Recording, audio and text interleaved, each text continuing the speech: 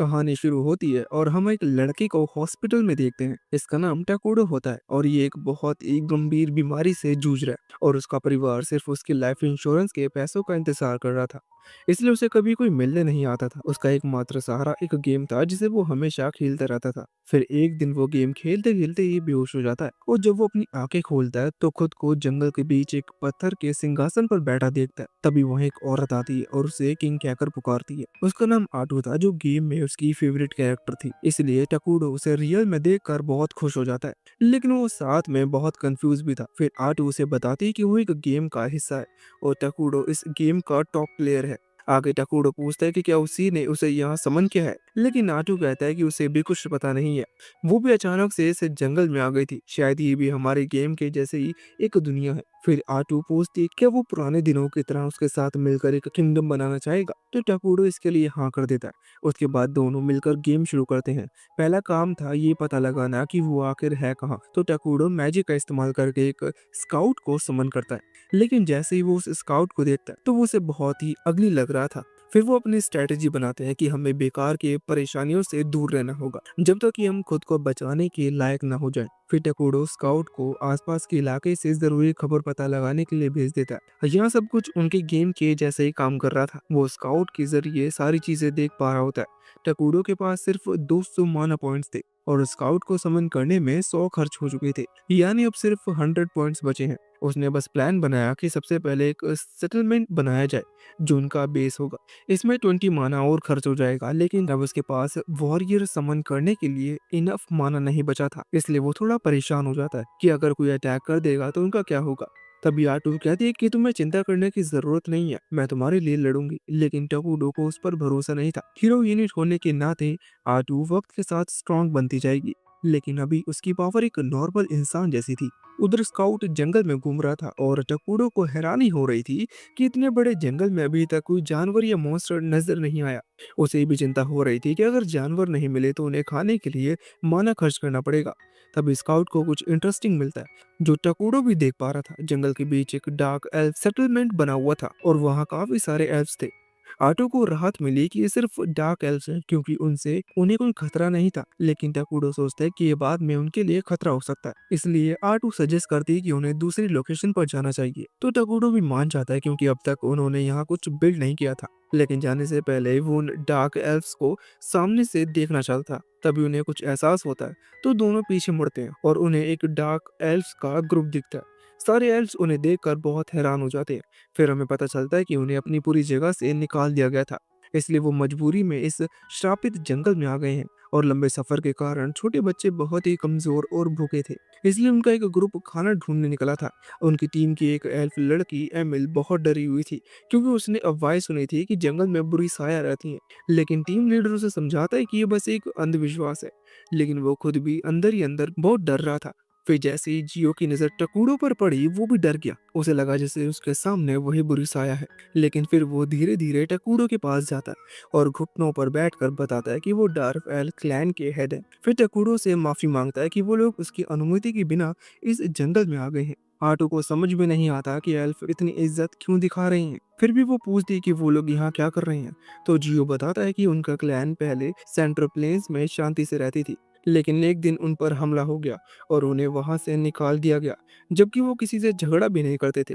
लेकिन फिर भी सिर्फ डार्क एल्व्स होने के कारण उनका गांव तबाह हो गया और उन्हें जान बचाकर भागना पड़ा। उनके पास खाना भी नहीं है, जिस कारण से वो लोग कई दिनों से भूखे हैं। ये सुनकर टकोरो को उनके लिए बहुत बुरा लगता है और वो उनकी हेल्प करने का सोचता है। फिर वो अपनी थोड़ी सी माना यूज करके उनके लिए कुछ एप्पल्स क्रिएट करता है जो देखकर जियो हैरान रह जाता है। लेकिन उसे खाने में काफी हेजिटेट कर रहा था और बाकी सब इतने भूखे होते हैं कि तुरंत ही उन एप्पल्स को खाने लगते हैं। तो टकोरो उनके लिए पेयर्स भी क्रिएट कर देता है ताकि उन्हें खाने को और मिल सके। लेकिन जियो अभी भी हेजिटेट कर रहा होता है, तो आटो उस पर चिल्लाती है कि टकोरो का गिफ्ट एक्सेप्ट ना करना बहुत रूड माना जाएगा। तो जियो अपना सर झुका लेता है और कहता है कि वो क्लैन के बच्चों की हालत बहुत खराब है और अगर उन्हें कुछ खाने को नहीं मिला तो वो जल्दी मर जाएंगे। फिर वो परमिशन मांगता है कि क्या वो फूड वो अपने क्लैन के बच्चों के लिए ले जा सकता है। टकोरो को उन बच्चों के लिए बहुत बुरा लगता है, तो वो और भी ज्यादा फूड क्रिएट कर देता है। लेकिन आटो उससे खुश नहीं होती क्योंकि इसमें बहुत माना खर्च हो रहा था। फिर सभी एल्फ्स दिल से टकोरो को धन्यवाद कहते हैं और फूड लेकर अपने कैंप लौट जाते हैं। कैंप में सभी लोग लगभग हार ही मान चुके थे। तभी जियो और बाकी लोग वो बैग्स भरकर फूड लेकर वहां पहुंच जाते हैं, जो देखकर उनकी खुशी का ठिकाना नहीं रहता। फिर जब उससे पूछा जाता है कि उसे ये खाना कहाँ से मिला, तो वो टकोरो के बारे में नहीं बताता। वो बस इतना कहता है कि उसका लक अच्छा था। फिर रात में जियो आग के पास बैठा होता है, तभी क्लैन लीडर मोल्टर उसके पास आ जाता है और कहता है कि आज उसने बहुत अच्छा काम किया। लेकिन फिर भी वो नोटिस करता है कि जियो उतना खुश नहीं लग रहा है, तो वो पूछता है कि क्या बात है, और थोड़ी चुप्पी के बाद जियो सारी बात उसे बता देता है। साथ ही वो टकोरो को वही बुरा साया समझ रहा होता है, तो मोल्टर पूछता है कि वो किसकी बात कर रहा है। इस पर जियो समझता है कि एमिल ने पावरफुल बीइंग के बारे में बताया था, जिसे इस जंगल में सील कर दिया गया था। मोल्टर ने इस लेजेंड के बारे में पहले सुनी थी और वो ये जानकर शॉक हो जाता है कि जियो ने असल में किंग ऑफ रूइन को देखा है। वो बताता है कि लेजेंड के अनुसार जब दुनिया बहुत ही बुरी हो जाती है, तब किंग ऑफ रूइन धरती पर आते हैं और सब कुछ डिस्ट्रॉय कर देते हैं। वो जियो से पूछता है कि क्या उसने खुद को किंग ऑफ रूइन कहा था, लेकिन जियो को याद नहीं था कि उसने ऐसा कुछ कहा था। फिर मोल्टर पूछते है कि क्या जियो ने उससे बात की, लेकिन जियो कहता है कि वो ज्यादा बोल नहीं रहा था, बल्कि एक औरत थी जो उसकी तरफ से बोल रही थी। जियो की बात सुनकर मोल्टर को यकीन हो जाता है कि ये उनके लिए बैड न्यूज है, तो वो पूछता है कि क्या जियो को इस फूड के बदले अपनी आत्मा बेचनी पड़ी। इस पर जियो कहता है कि किंग ऑफ रूइन ने बदले में उनसे कुछ भी नहीं मांगा। मोल्टर को ये बात थोड़ी अजीब लगती है, तो जियो कहता है कि किंग ऑफ रूइन ने शायद उन पर तरस खाकर उनकी मदद कर दी थी। मोल्टर को यकीन नहीं होता कि जियो किंग ऑफ रूइन को इतना अच्छा बता रहा है। वो पूछता है कि क्या जियो हिप्नोटाइज हो गया, लेकिन जो साफ कहता है कि हम लोग अभी उसी के कारण जिंदा हैं और हम इस हालत में भी नहीं थे कि उसे खाने को मना कर देते। अब जियो की बात सुनकर मोल्टर सच में सोच में पड़ जाता है, क्योंकि उसे अपने लोगों की चिंता हो रही थी। इसलिए वो कहता है कि किंग ऑफ रूइन से वो समझौता करेगा। उधर टकोडो के कैंप में आटू उसे अपनी माना दूसरे लोगों पर वेस्ट करने के लिए डांट रही होती है, तो टकोडो कहता है कि उसे डार्क एल्व्स पर तरस आ गया था। वो उनके बच्चों को भूखा मरते हुए नहीं देख सकता था। आटो उसकी बात समझती है, लेकिन याद दिलाती है कि उसे अपना किंगडम भी बनाना है, इसलिए वो ऐसे ही रिसोर्सेज को वेस्ट नहीं कर सकते। लेकिन टकोडो के मन में तो कुछ और ही चल रहा था। वो सोचता है कि जब डार्क एल्व्स आए थे, तो वो नर्वस होने के कारण उनसे ठीक से बात नहीं कर पाया था। आटो ये सुनकर सरप्राइज हो जाती है। उसे लगा था जब कि टकोरो जानबूझकर रूड होने का दिखावा कर रहा है। तभी उनका स्काउट लौट कर आता है और बताता है कि डार्क एल्व्स फिर से यहाँ आ रहे हैं। ये सुनकर टकोरो और आटू दोनों सरप्राइज हो जाते हैं। टकोरो को लगता है कि शायद वो और खाना लेने आ रहे हैं, इसलिए वो चाहता है कि वो लोग बस खाना लेकर यहाँ से चले जाएं। लेकिन वो उनसे बात करने का सोच कर ही बहुत घबरा रहा था। तो आटू कहती है कि सारी बातचीत वो खुद संभाल लेगी। इससे टकोरो एक मिस्टीरियस और पावरफुल किंग लगेगा। टकोरो को ये आइडिया अच्छा लगता है। थोड़ी देर बाद मोल्टर और जियो पहुंचते हैं और अपने घुटनों पर बैठ जाते हैं। मोल्टर खुद को डार्क एल्फ ट्राइब का चीफ बताता है और फिर पूछता है कि उनके बेनिफैक्टर का नाम क्या है। तो आटू कहती है कि तुम लोग इस वक्त किंग ऑफ रूइन टाकुटोरा के सामने हो। जियो ये सुनते ही हैरान रह जाता है कि टकोरो सच में किंग ऑफ रूइन है। फिर मोल्टर दोबारा टकोरो को उसकी काइंडनेस के लिए धन्यवाद करता है। जियो और मोल्टर ये सुनकर शॉक रह जाते हैं, क्योंकि उन्हें लगा था कि उनकी मदद के बदले कोई बहुत बड़ी कीमत चुकानी होगी। वो पूछते हैं कि क्या सच में हमें बदले में कुछ भी नहीं देना है। तो आटू उन्हें याद दिलाती है कि उनके पास देने के लिए वैसे भी कुछ नहीं है, लेकिन मोल्टर के दिल में बेचैनी है। उसे लगता है कि ये चीज उनके लिए बाद में भारी पड़ सकता है। तभी आटू गुस्से में कहती है कि मोल्टर की जिद आगे चलकर परेशानी बनेगी, इसलिए बेहतर होगा कि सबको यहीं खत्म कर दिया जाए। लेकिन टकूडो ऐसा नहीं चाहता था। उसे समझ आ जाता है कि मोल्टर को इतना बड़ा फेवर लेना अजीब लग रहा है, तो टकूडो बदले में कुछ मांगने का सोचता है। फिर आटू टकूडो का डिसीजन सुनती है और कहती है कि बदले में तुम्हें हमें इस जंगल के बाहर की दुनिया की जानकारी देनी होगी। ये सुनकर मोल्टर राहत की सांस लेता है और कहता है कि वो खुशी खुशी ये करेगा। लेकिन आटू आगे कहती है कि जानकारी देने के बाद तुम और तुम्हारे लोग तुरंत इस जंगल से चले जाओगे। इस पर मोल्टर टकूडो से रिक्वेस्ट करता है कि उन्हें यही रहने दिया जाए, वरना फिर से बेघर हो जाएंगे। लेकिन आटू उन्हें तुरंत ही मना कर देती है और उन्हें मारने की धमकी देती है। तो हार मानकर दोनों वहाँ से जाने लगते हैं। लेकिन टकूडो को अच्छा नहीं लगता और अचानक उसके दिमाग में एक आइडिया आता है। वो दोनों रुक कर पूछते हैं कि क्या तुम लोग मेरे किंगडम में रहना चाहोगे। ये सुनकर सभी हैरान हो जाते हैं। आटू टकूडो को किनारे ले जाकर पूछती है कि क्या तुम पागल हो गए हो। तो टकूडो समझता है कि ये लोग हमारे काम आ सकते हैं। तो आटू सोचती है और मान जाती है ये बुरा ऑप्शन नहीं है। तभी टकूडो मजाक में कहता है कि वैसे भी गेम में मानरा में सिर्फ बुरे दिखने वाले क्रिएचर ही रहते थे, बहुत अगली थे। क्या तुम सच में चाहती हो कि हमारा किंगडम सिर्फ उन्हीं से भरा हो। इस पर आटू हंस देती है और उसकी बात मान जाती है। फिर मोल्टर और जियो की तरफ मुड़कर कहती है अगर तुम मानरा में रहते हो तो हम तुम्हें प्रोटेक्शन देंगे और तुम उसी दिन से ईविल बन जाओगे।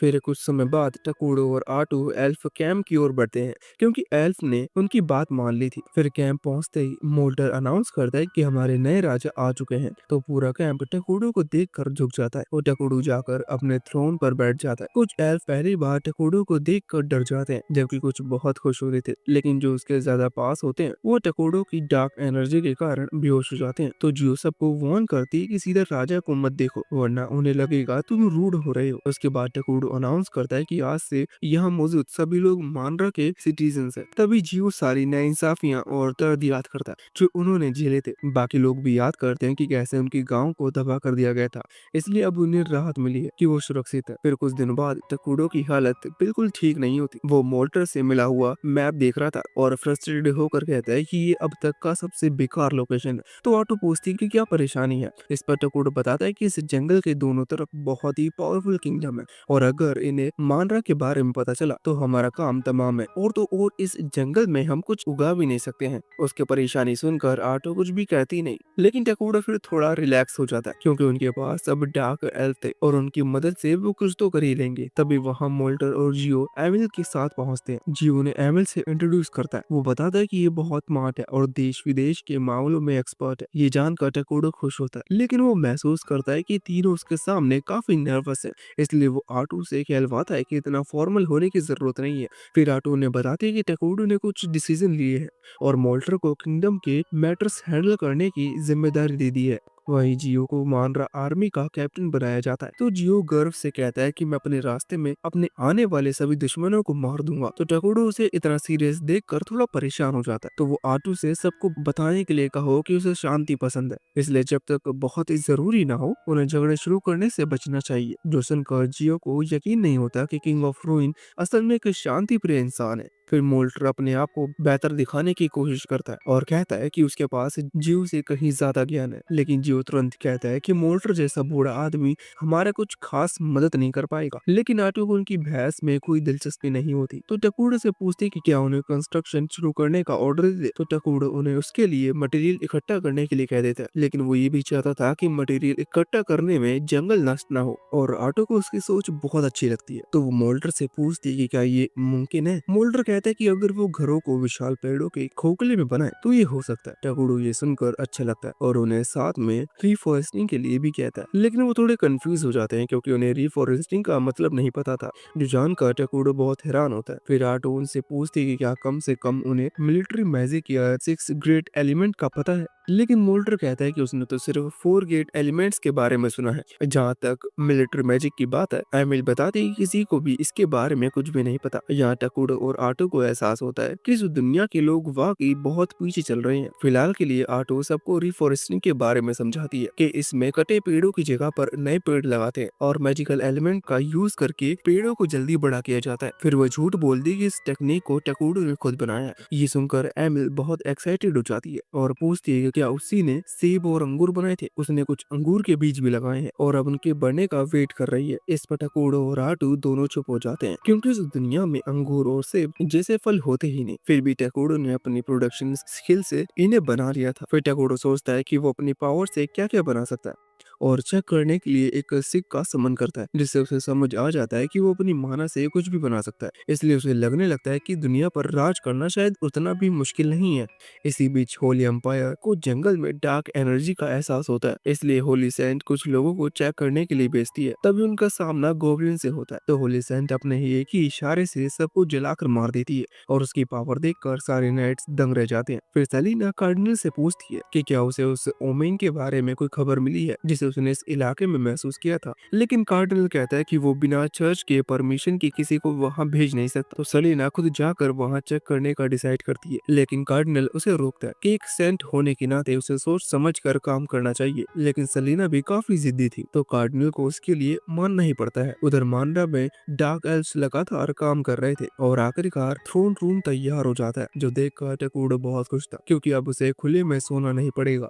इसी बीच टकूडो के मिनिस्टर्स वहां जाते हैं। आज उनकी एक मीटिंग थी, फिर वो टकोड़ो को नए कपड़े देते हैं। तो टकोड़ो उसे देखकर बहुत खुश होता है और वो अपने कपड़े में ही खोया होता है। तो आटू उसके बिना ही मीटिंग शुरू करने का ऑर्डर देती है। सबसे पहले मोल्टर ने पूछा कि थ्रोन रूम के बाद कौन सी बिल्डिंग बनानी चाहिए। तो आटू कहती है कि सबसे पहले फूड प्रोडक्शन फैसिलिटी शुरू करनी चाहिए। इस पर मोल्टर पूछता है कि जब टकोड़ो अपनी पावर से खाना बना सकता है तो फिर इसकी क्या जरूरत है। इस पर आटू कहती है कि अगर वो आसपास ना हो तो क्या होगा। तभी आटू उन्हें फ्लैश ट्री दिखाती है जो रहस्यमय मीट उगाता है। वो कहती है कि ये हमारे फूड प्रोडक्शन प्लान का पहला कदम है। लेकिन मोल्टर, जियो और एमिल कहते हैं कि ज्यादातर लोग ऐसा मांस नहीं खाते। इस पर आटू वादा करती है कि आगे वो और भी फूड सोर्स खोजेंगे और वो पेड़ बोल भी सकता था जो काफी डरावना लग रहा था। फिर रिसर्च का मुद्दा आता है। अगर वो तेजी से तरक्की करना चाहते हैं तो नई टेक्नोलॉजी चाहिए थी। आटू कहती है कि उन्हें मिलिट्री मैजिक पर रिसर्च करनी चाहिए क्योंकि इससे हजारों दुश्मनों को एक साथ खत्म किया जा सकता है। तो मोल्टर इस रिसर्च की जिम्मेदारी अपने ऊपर ले लेता है। अंत में मिलिट्री प्लानिंग की बारी आती है। तो जियो कहता है कि वो आर्मी तैयार कर सकता है,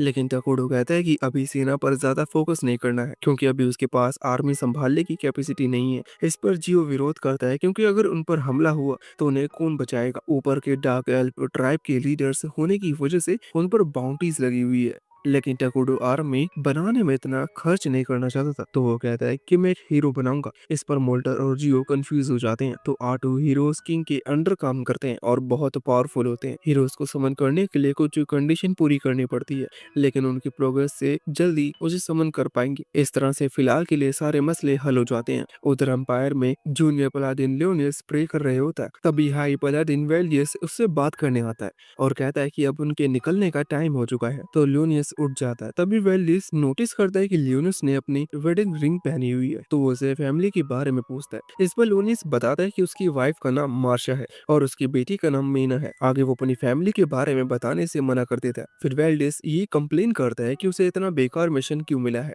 लेकिन लूनियस उसे याद दिलाता है कि ये मिशन सलीना से जुड़ा है, इसलिए उसे सीरियसली लेना चाहिए। फिर भी वेल्डिस को अजीब लगता है कि इतने इम्पोर्टेंट मिशन के लिए उन्हें इतनी कमजोर टीम दी गई है। असल में सिर्फ वो और लियोनियस ही वहाँ पावरफुल थे, बाकी पूरी टीम बेकार थी। इधर मानरा में सारे काम बहुत अच्छे चल रहे होते हैं। अब ये जगह सच में रहने लायक लग रही थी और डार्क एल्फ्स को भी अब फ्लैश ट्री से कोई प्रॉब्लम नहीं था। वही एमिल टाकोडो को सारी जगह दिखाती है। वो बता दे कि फ्लैश ट्रीज अच्छे से ग्रो हो रहे हैं तो फूड स्टोरेज जल्दी पूरा हो जाएगा। उधर मोल्टर मैजिकल रिसर्च में बिजी होता है। बाकी एल्स भी जिन्हें मैजिक आता था उसकी मदद कर रहे होते हैं। इसके अलावा उनके पास में एक झरना भी था जिससे अब उन्हें पानी की दिक्कत नहीं होगी। फिर वो पब्लिक ऑफिस दिखाती है जहाँ मानरा की सारी मीटिंग्स होंगी। टकोडो एमिल से काफी खुश होता है क्योंकि वो सब कुछ बहुत अच्छे से मैनेज कर रही थी, लेकिन एमिल थोड़ी नर्वस थी। वो टकोडो से पूछती है कि क्या वो उसके काम से खुश है। तो वो कहता है कि उसने बहुत अच्छा काम किया है और टकोडो से अपनी तारीफ सुनकर एमिली खुशी के मारे रो पड़ती है। उसके बाद एमिल टकोडो को फ्लैश ट्री फॉर्म दिखाती है जो बहुत अच्छे से बड़ा हो रहा था। हालांकि एमिल अभी भी उन अजीब बात करने वाले फ्लैश ट्रीज से डर रही होती है, इसलिए वो उन्हें वाटर सोर्स दिखाने के लिए ले जाती है।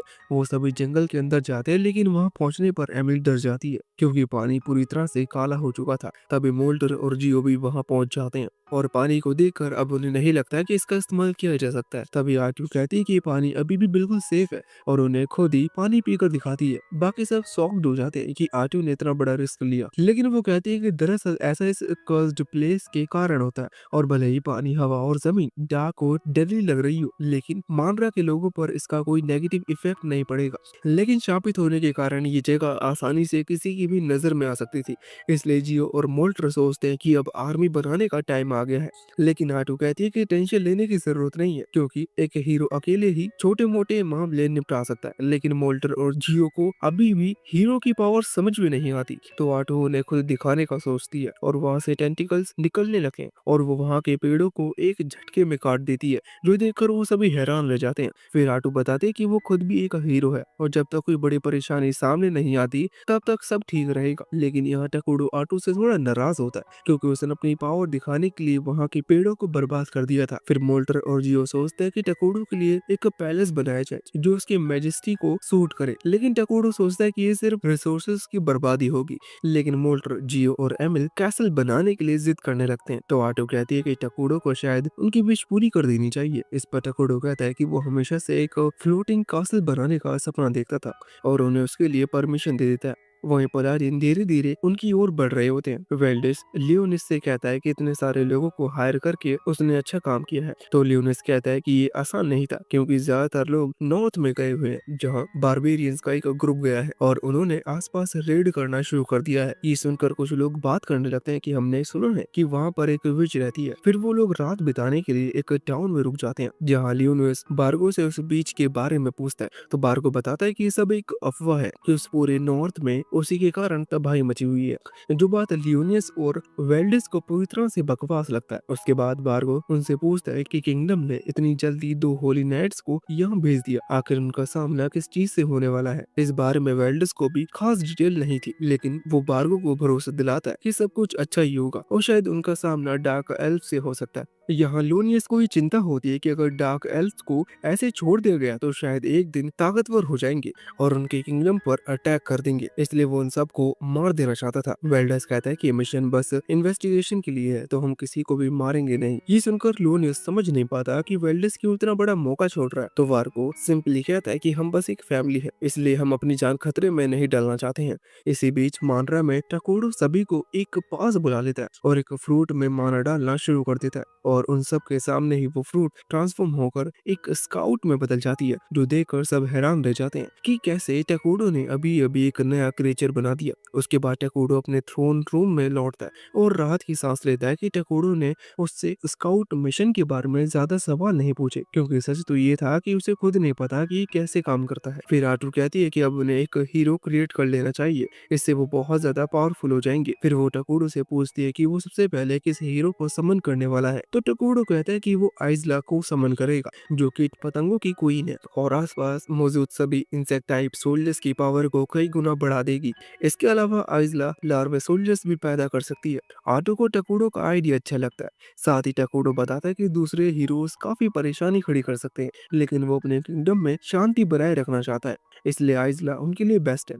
फिर सीन बदलता है और अब हम देखते हैं कि होली नाइट्स एक गुस्सैल हील जायंट से टकरा जाते हैं और सभी उससे लड़ने के लिए तैयार हो जाते हैं, लेकिन तभी वेल्डिस सबको रोक देता है और कहता है कि वो उसे अकेले ही संभाल लेगा। लियोनिस उसे रोकने की कोशिश करता है, लेकिन वोलियस धीरे धीरे जायंट की तरफ बढ़ता है और एक प्रेयर बोलना शुरू करता है। तो लियोनिस बाकी मशीनरीज को समझता है कि वोल्डिस एक सीक्रेट टेक्निक का इस्तेमाल कर रहा है, जिसमें प्रेयर के जरिए अपने अटैक्स को पावर दी जाती है। फिर जैसे ही जाइंट अटैक करने वाला होता है, उससे पहले ही वेल्डिस उसे आसानी से दो हिस्सों में काट देता है। ये देखकर सब दंग रह जाते हैं और लोनियस उसकी खूब तारीफ करता है और वो लोग अपना सफर फिर से शुरू कर देते हैं। दूसरी तरफ मानरा में टकोडो बर्गर खा रहा होता है, तो आटो उसकी जंक फूड खाने वाली आदत से थोड़ी चिंतित होती है और कहती है कि उसे हेल्दी खाना खाना चाहिए। इस पर टकोडो कहता है कि पिछली जिंदगी में वो हॉस्पिटल में था, जहाँ उसे बस बेस्वाद खाना ही मिलता था, इसलिए इस जिंदगी में वो खाने का मजा पूरी तरह से लेना चाहता है। फिर वो आटो से कहता है कि जियो और मोल्टर को एक मीटिंग के लिए बुलाने को कहता है। आटो तुरंत हाँ कर देती है, लेकिन वो थोड़ी क्यूरियस होती है कि ये मीटिंग आखिर है किस बारे में। तब टाकोडो उसे समझाता है कि उसकी आर्मी में जो नया स्काउट शामिल हुआ है, इस बारे में वो जियो और मोल्टर से सलाह लेना चाहता है कि उन्हें इसे कैसे हैंडल करना चाहिए। फिर आटो पूछती है कि तुम उस गाँव की बात कर रहे हो जो जंगल के बाहर है। तो टाकोडो हाँ करता है और बताता है कि हमें उनके साथ अच्छा रिलेशन रखना होगा, वरना वो हमारे लिए प्रॉब्लम क्रिएट कर सकते हैं। तो आटो उसे इतनी टेंशन लेने से मना करती है, लेकिन तभी टाकोडो को एहसास होता है कि कुछ लोग हथियार के साथ यहाँ आ रहे हैं। तो वो आटो से इन सोल्जर को हैंडल करने के लिए कहता है। वो ये भी कहता है कि पहले कोशिश करना कि बातचीत से मामला सुलझ जाए, लेकिन अगर ऐसा नहीं हो पाया तो वो उन्हें मार भी सकती है। वही सोल्जर जंगल के अंदर जाने की तैयारी कर रहे होते हैं, तभी आटो जंगल से बाहर आती है और उसने खुद को पूरी तरह से कवर किया होता है। उसे देखकर वेल्डिस और लूनियस दोनों हैरान हो जाते हैं। फिर वेल्डिस आटो से पूछता है कि वो है कौन। तो वो झूठ बोलते हुए कहती है कि वो एक डार्क एल्फ है जो अपने लोगों के साथ इन जंगलों में रहती है। जो सुनकर लूनियस भड़क जाता है, लेकिन वेल्डिस उसे रोक देता है और आटो से कहता है कि वो लोग सिर्फ इसे जंगल की जांच करने आए हैं, तो क्या वो उन्हें अंदर जाने देगी। लेकिन आटो ने उसके लिए मना कर देती है, जिससे लूनियस फिर से गुस्से में आ जाता है। उसे बुरा लगता है कि एक लो लेवल डार्क एल्फ उसे कैसे रोक सकती है।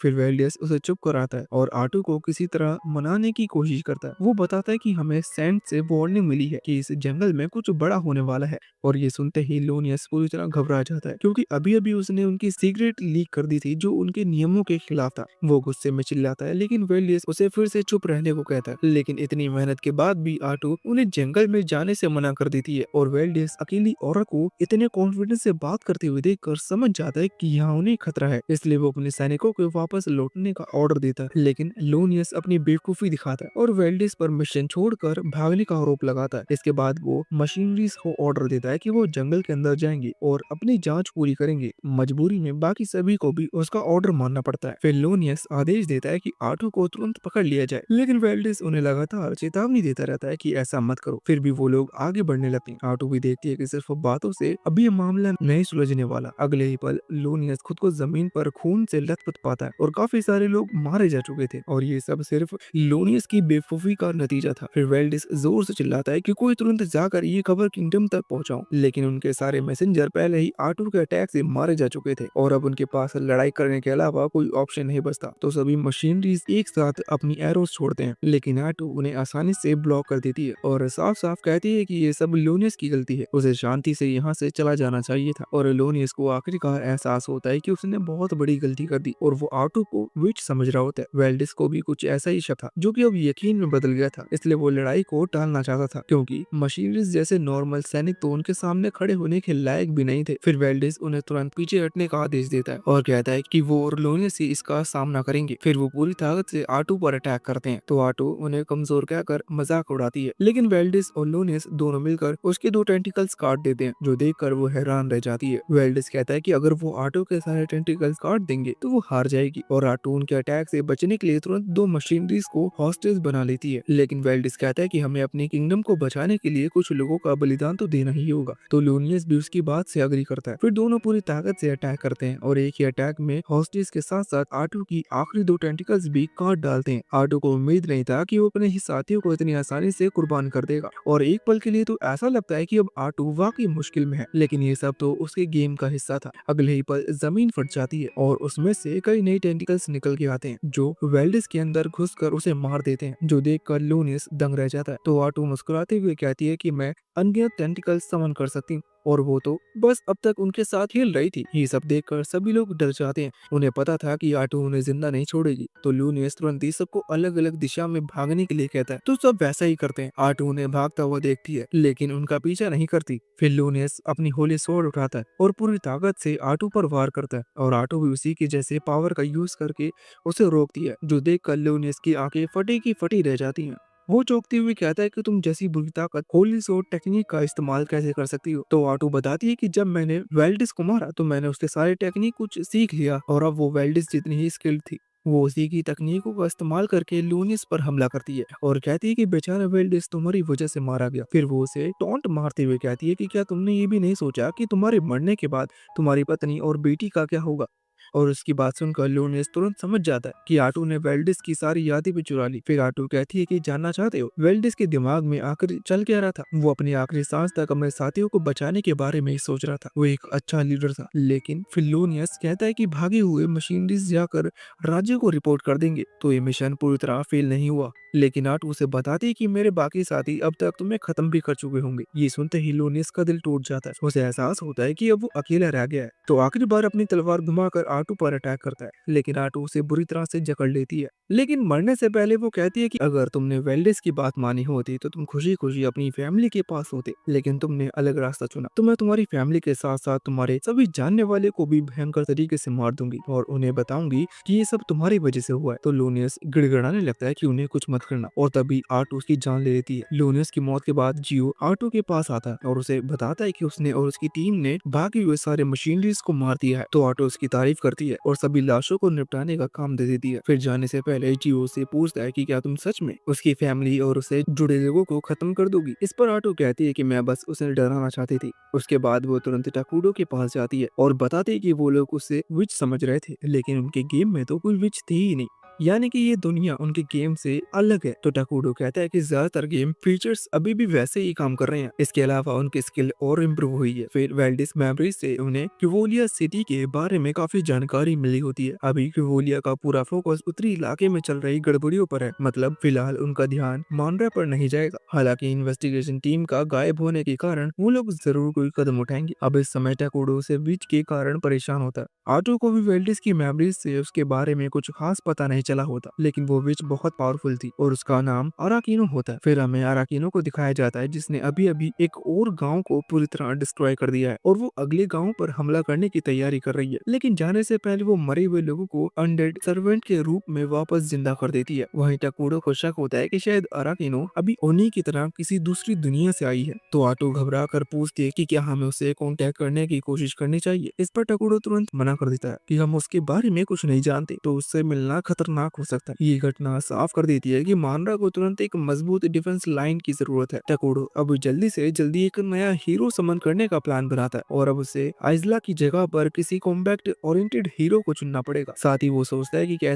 ऐसी परिस्थितियों में वो छुपकर बैठ कर नहीं रह सकता, तो उन्हें दूसरे किंगडम के साथ दोस्ती करनी होगी और कवूलिया के सैनिकों को करने के बाद उनकी दोस्ती करना मुमकिन है। तो वो दूसरे किंगडम को दोस्त बनाने का सोचते हैं, जिसके लिए टकूडो खुद जाने का डिसाइड करता है। वहीं ईस्ट सिटी में बाइबेरियंस का अटैक हो रहा था, तो सिटी के स्टाफ बियरर एक विशाल लाइटनिंग बोल्ट से उन सबको पल भर में खत्म कर देती है, तो सारे लोग उसकी जय जयकार करने लगते हैं। वहीं मानरा से आटो टकूडो से माफी मांगती है क्योंकि उसने बहुत लोगों को मार दिया था, लेकिन टकूडो को उससे कोई परेशानी नहीं थी। ये जानकर आटो सोचती है कि भले ही टकूडो बाहर से शांत और दयालु दिखता हो, लेकिन अंदर से वो एक ईवल है। कुछ समय बाद टकूडो का महल आखिरकार पूरी तरह बनकर तैयार हो जाता है, तो टकूडो उसे देखकर बहुत खुश होता है। तभी आटो को अचानक एहसास होता है कि टकूडो यहाँ का राजा है, फिर भी उसके पास पर्सनल नौकर नहीं है। वो तो उससे पूछती है कि तुम्हें किस तरह के नौकर चाहिए, मैं तुम्हारे लिए ढूंढ दूंगी। तो टकूडो कहता है कि मुझे कोई भी चलेगा, बस मेरे लिए उससे बात करना आसान होना चाहिए, क्योंकि अभी तक मैं किसी से भी ठीक से बात नहीं कर पाया हूँ। इस पर आटो कहती है कि वो इसलिए क्योंकि उन्हें तुम एक काले साई की तरह दिखते हो। फिर आटो तुरंत जियो, मोल्टर और एमिली को बुलाती है और आदेश देती है कि गांव की सारी खूबसूरत लड़कियों को इकट्ठा करो, क्योंकि टकूडो उन्हें चाहता है। जो सुनकर सभी हैरान रह जाते हैं कि अभी अभी उन्होंने क्या सुना। फिर मोल्टर हिम्मत करके पूछता है कि तुम उसके साथ क्या करने वाले हो। इस पर आटो कहती है क्योंकि टकूडो को खूबसूरत लड़कियां पसंद है। ये सुनकर टकूडो का दिमाग घूम जाता है। वो तुरंत आटो को रोकता है और फिर सबको असल बात समझाता है कि असल में वो अपने लिए एक सर्वेंट ढूंढना चाहता है। ये सुनकर सभी चैन के सांस लेते हैं, लेकिन जैसे ही लड़कियों को वहाँ लाया जाता है, वो टकूडो को देखते ही डर कर रोने लगती हैं। तो आटो मोल्टर से पूछती है कि क्या उसके पास ऐसे लोग हैं जो किंग को देखकर ना डरे। तो जियो अचानक जुड़वा बच्चों के बारे में बताता है जिनका पास्ट बहुत डरावना रहा है। फिर कुछ देर बाद जुड़वा बहनें पैलेस में आती हैं और अपना नाम कोरिया और मारिया बताती हैं। कोरिया उनसे बहुत सम्मान से बात कर रही होती है,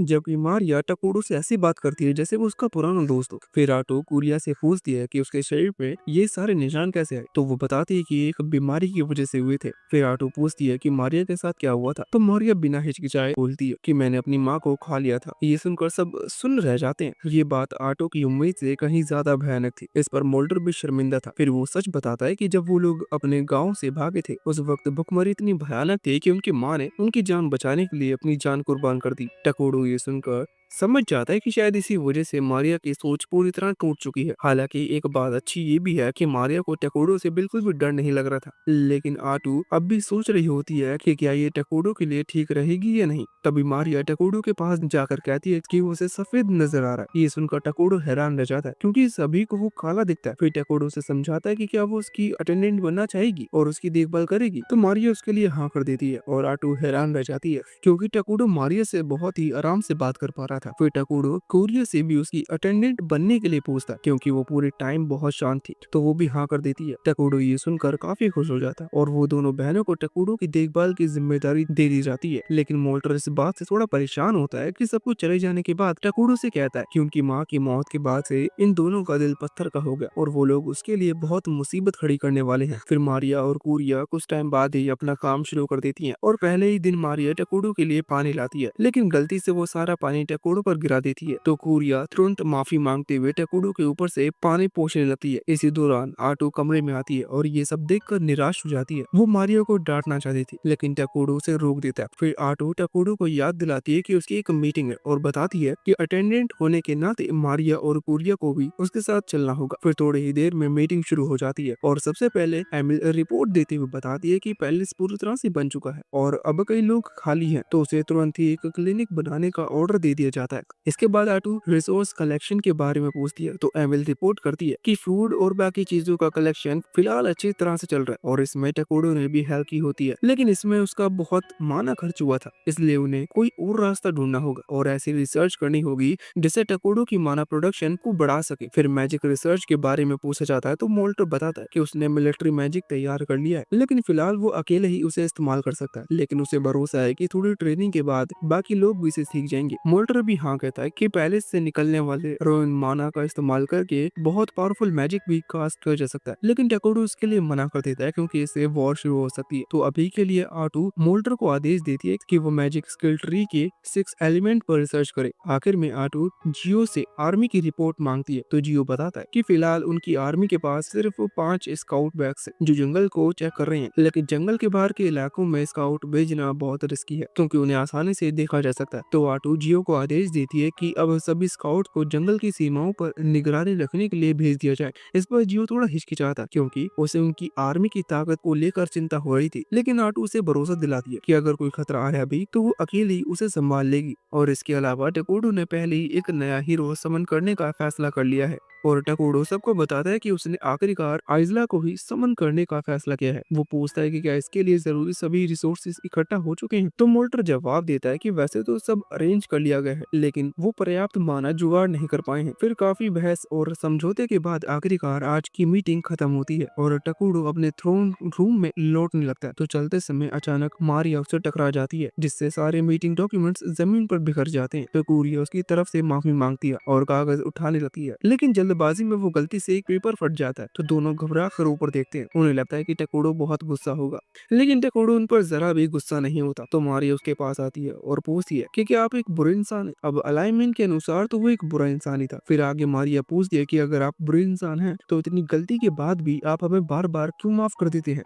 तो टकोडो उनसे एक सवाल पूछता है कि तुम्हारे हिसाब से अच्छे और बुरे इंसान में क्या फर्क है? तो मारिया कहती है कि अच्छा इंसान सिर्फ अच्छे काम करता है और बुरा इंसान सिर्फ बुरे काम करता है। इस पर टकोडो कहता है कि ये बस आधा ही सच है। अच्छा इंसान हमेशा सही काम करता है, लेकिन बुरा इंसान हमेशा बुरा ही काम करे ये जरूरी नहीं है। वो अपनी मर्जी का मालिक होता है, जो मन में आता है वो करता है। इसके अलावा टकोडो समझ गया था कि मारिया और कूरिया जानबूझकर गलतियां कर रही थी। असल में वो दोनों चाहती थी कि टकोडो गुस्सा में आकर उन्हें मार डाले। तो टकोडो उन्हें समझाता है कि उस घटना के बाद खुद को माफ करना तुम्हारे लिए मुश्किल होगा, लेकिन तुम्हारी माँ ने अपनी जान इसलिए कुर्बान की थी ताकि तुम दोनों जिंदा रह सको, इसलिए तुम्हें अपनी जिंदगी अच्छे से जीनी चाहिए ताकि तुम्हारी माँ का बलिदान बेकार ना जाए। और टकोडो की ये बात सुनकर मारिया और कूरिया फूट फूट कर रो पड़ती हैं और उसे कसकर गले लगा लेती हैं। फिर कुछ घंटे बाद आटो कमरे में आती है और देखती है कि मारिया और कूरिया टकोडो के पास सो गई हैं, तो उसे उनसे जलन महसूस होती है। फिर आटो टकोडो को बताती है कि पास के शहर का नाम डॉन्ट्रेन है और इस शहर में कई अलग अलग नस्लों के लोग रहते हैं। तो टकोडो को ये बात परेशान करने लगती है कि इतना अजीब शहर बनाया ही क्यों गया है। इस पर आटो समझाते कि ड्राटेन की लोकेशन की वजह से ड्राटेन वेन माइन है, ये खानदान बहुत कीमती है क्योंकि ये माना पैदा करती है, इसलिए आगे वो कुछ सुझाव दी थी कि इस जगह को जितनी जल्दी हो सके अपने कब्जे में लेना चाहिए। और अभी वहाँ बारबेरियंस ने हमला भी किया है और वहाँ की हालत दिन ब दिन और बिगड़ती जा रही है। तो डॉन्ट्रेन की स्थिति देखकर टकोडो अंदाजा लगाता है कि वहाँ से कुछ लोग भागकर आसपास के इलाकों में छुपे होंगे। वो सोचता है कि अगर इन लोगों को मानरा में रख लिया जाएगा तो इससे मानरा की पॉपुलेशन बढ़ेगी और डॉन्ट्रेन के साथ एक अच्छा रिश्ता भी बन जाएगा, जिससे वो उस माइन को भी आसानी से हथिया पाएंगे। फिर वो आटो को तुरंत डॉन्ट्रेन में कुछ लोगों को भेजने के लिए कहता है। फिर जब वो वहाँ जा रहे होते हैं तो उनका सामना वेस्टकिंस के एक ग्रुप से होता है जो कि बुरी तरह से डरे हुए थे क्योंकि आटो की पूरी टीम काले साए की तरह लग रही थी और आटो की उन सबको खत्म करने के लिए तैयार थी क्योंकि वो किसी को भी अपने बारे में पता नहीं लगने दे सकते थे। लेकिन तभी पेपे नाम का एक बेवकूफ सास बीस्किन बहुत ही कैजुअल तरीके से आटो से बातचीत शुरू कर देता है, जिससे आटो का गुस्सा अचानक शांत हो जाता है और वो उन्हें नहीं मारने का डिसाइड करती। उसके बाद आटो को पता चलता है कि टोनो कोकोली और उसकी टीम वास्तव में डाइटेन से भाग कर आए हैं और ये टकोडो के लिए बहुत ही लकी साबित होता है क्योंकि इससे अब आटो को डांटेन जाने की जरूरत नहीं पड़ेगी। फिर वो उन सबको किंग से मिलाने का ऑफर देती है। टोनो कोकोली थोड़ा डरी हुई होती है और जब वो टकोडो से सामने मिलती है तो डर के मारे उसकी रूह ही कांप उठती है। वहीं आटो से मिलने से पहले टोनो कोकोली के ग्रुप का सामना विशाल का एक जाइंट से होता है। तो पेपो जो स्टाफ बियर्स था वो अपने मैजिक से उस जाइंट को नीचे गिरा देता है और उसे मारने की बजाय वो उसके ऊपर चढ़कर खुद पर गर्व करने लगता है और उसे बेवकूफी की वजह से जाइंट को फिर से खड़ा हो जाता है।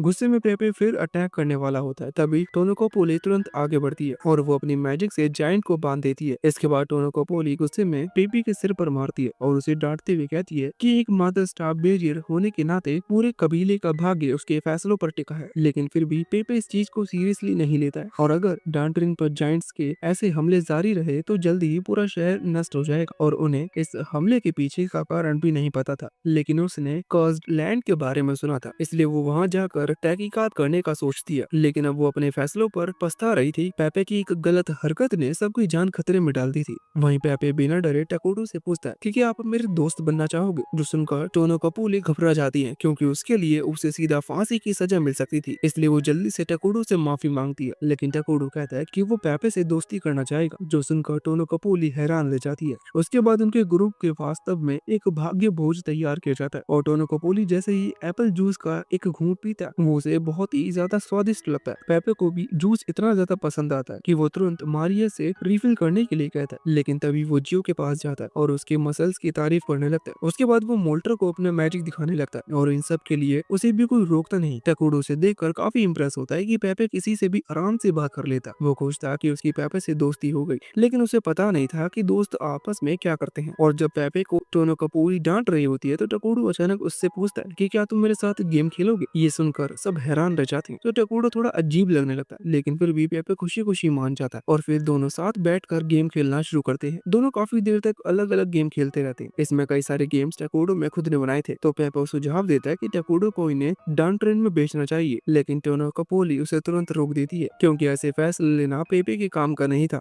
लेकिन टकोडो पेपे की इस बात से खुश होता है क्योंकि वैसे भी वो डंटरन के साथ ट्रेड करना चाहता था। फिर खाने के बाद आटू टोनोकोपोली से पूछता है कि तुम लोग असल में यहाँ क्यों आए हो। इस पर टोनोकोपोली जवाब देती है कि उसके देश में लगातार हमले हो रहे हैं, तो इस हमले का कारण जानने के लिए ये लोग तहकीकात कर रहे थे। इस पर टकोडो पूछता है कि क्या डंटरन इन बार्बेरियन से नहीं लड़ सकता। ये सवाल सुनकर टोनोकोपोली घबरा जाती है क्योंकि अगर टकोडो को असली सच्चाई पता चली तो वो डंटरन पर हमला करके उसे कब्जा भी कर सकता है। इसलिए वो झूठ बोलती है कि डंटरन अभी भी उन्हें हरा सकती है और वो बस उनके बारे में पता लगाना चाहते हैं। लेकिन तभी पेपे अपनी बड़ी जुबान खोल देता है और कहता है कि उनके हमले से डंटरन पूरी तरह बर्बाद हो जाएगा और यहाँ टोनोकोपोली का टेंशन बढ़ने लगता है। तो आटू और टकोडो से बताते हैं कि किसी और राष्ट्र का कब्जा करने का हमारा कोई इरादा नहीं है, लेकिन वो बार्बेरियंस के हमले को भी अनदेखा नहीं कर सकते क्योंकि उनका अलग शिकार मानरक हो सकता है। तो टोनोकोपोली हैरान होकर पूछती है कि क्या इसका मतलब है कि आप हमारी मदद करेंगे। तो टकोडो बिना हिचकिचाहट कहता है कि मैं अपने फ्रेंड की मदद करना चाहता हूँ। ये सुनकर टोनोकोपोली बेहद खुश हो जाती है, लेकिन फिर पूछती है कि इसके बदले में आपको क्या चाहिए। तो आटू कह देती है कि हमें डंटरन वैन चाहिए, जिससे टोनोकोपोली का चेहरा उतर जाता है, लेकिन उनके पास कोई दूसरा ऑप्शन नहीं भी था। फिर आटू कहती है कि तुम भी उसका यूज कर सकते हो, लेकिन उसका माना एलिमेंट कन्वर्जन का चुनाव सिर्फ हम करेंगे। ये सुनकर टोनोकोपोली हैरान रह जाती है क्योंकि डंटरन को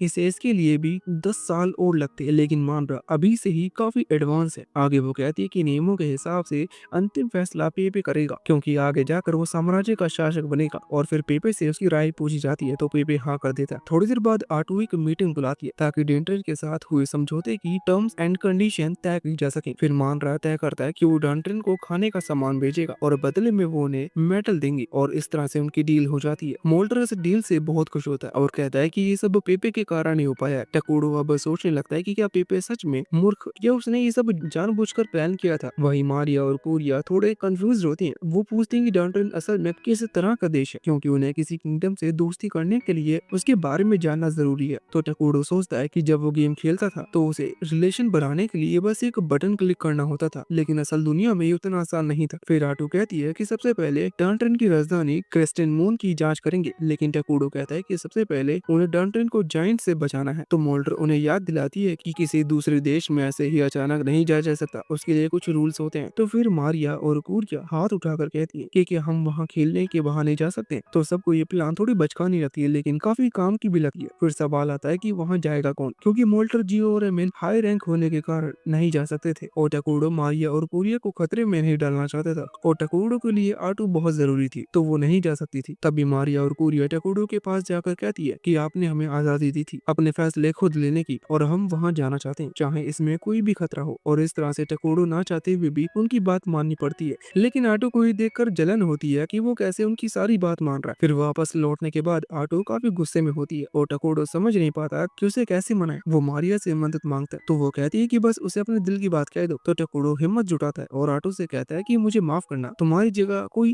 ले नहीं सकता और मैं बस तुम्हारे साथ ही रहना चाहता हूँ। और ये सुनकर आटू खुश हो जाती है और उसके दिमाग में तो टकुडो के साथ हैप्पी मैरिड लाइफ के सपने घूमने लगते हैं। थोड़ी देर बाद टकुडो मारिया, कुरिया और आटू को नए बने क्लिनिक में ले जाता है और जुड़वा बहनों से कहता है कि मैंने मिशन पर तुम्हारे साथ कुछ ब्लैक डॉक्टर्स को बॉडीगार्ड की तरह भेजने वाला हूँ। फिर वो सबको उनसे मिलवाता है। वो लोग हीलिंग मैजिक के साथ साथ फाइट भी कर सकते थे और वो डॉक्टर भी मिशन के लिए बहुत एक्साइटेड हो रहे थे। फिर टकुडो उन्हें अचीरो, जियो और सोबोरो नाम देता है तो तीनों नए नाम पाकर बहुत खुश हो जाते हैं, जो देखकर टकुडो और आटू कंफ्यूज हो जाते हैं कि क्या इन्हें बॉडीगार्ड्स बनाना सही होगा। और कुरिया को तो बिल्कुल भी पसंद नहीं आते, लेकिन मारिया को वो अच्छे लगते हैं। वही डांटिक में मेरेंटिक जो एक एल्फ है, वो अपने काम से पूरी तरह फ्रस्ट्रेटेड हो चुकी थी, यहाँ तक कि वो अपना जॉब भी छोड़ना नहीं चाहती थी, पर काम करना होगा। तभी उसके दरवाजे पर कोई नॉक करता तो वो चिल्लाकर उसे भाग जाने के लिए कहती है, लेकिन फिर उसे अपनी गलती का एहसास हो जाता है और वो समझता है कि क्या बात है। तो उसकी असिस्टेंट बताती है कि कुछ लोग उससे मिलने आए हैं। तो एंटिक तुरंत बोलती है कि उन्हें वापस भेज दो, मेरे पास फालतू का टाइम नहीं है। लेकिन उसकी बात असिस्टेंट बताती है कि वो लोग मानरा से आए हैं और ये सुनते ही वो तुरंत समझ जाती है कि ये बहुत जरूरी मामला है। फिर मीटिंग रूम में पहुंचकर एंटिक अपना परिचय देती है कि मैं डेंटन की मेयर एंटिक हूँ। लेकिन जैसे ही उसकी नजर उन डॉक्टर पर पड़ती है तो उसे वो कुछ सस्पिशियस लगते हैं और वो सोचती है कि टोनो कपोली ने कि इन्हें अपना दोस्त बना लिया है।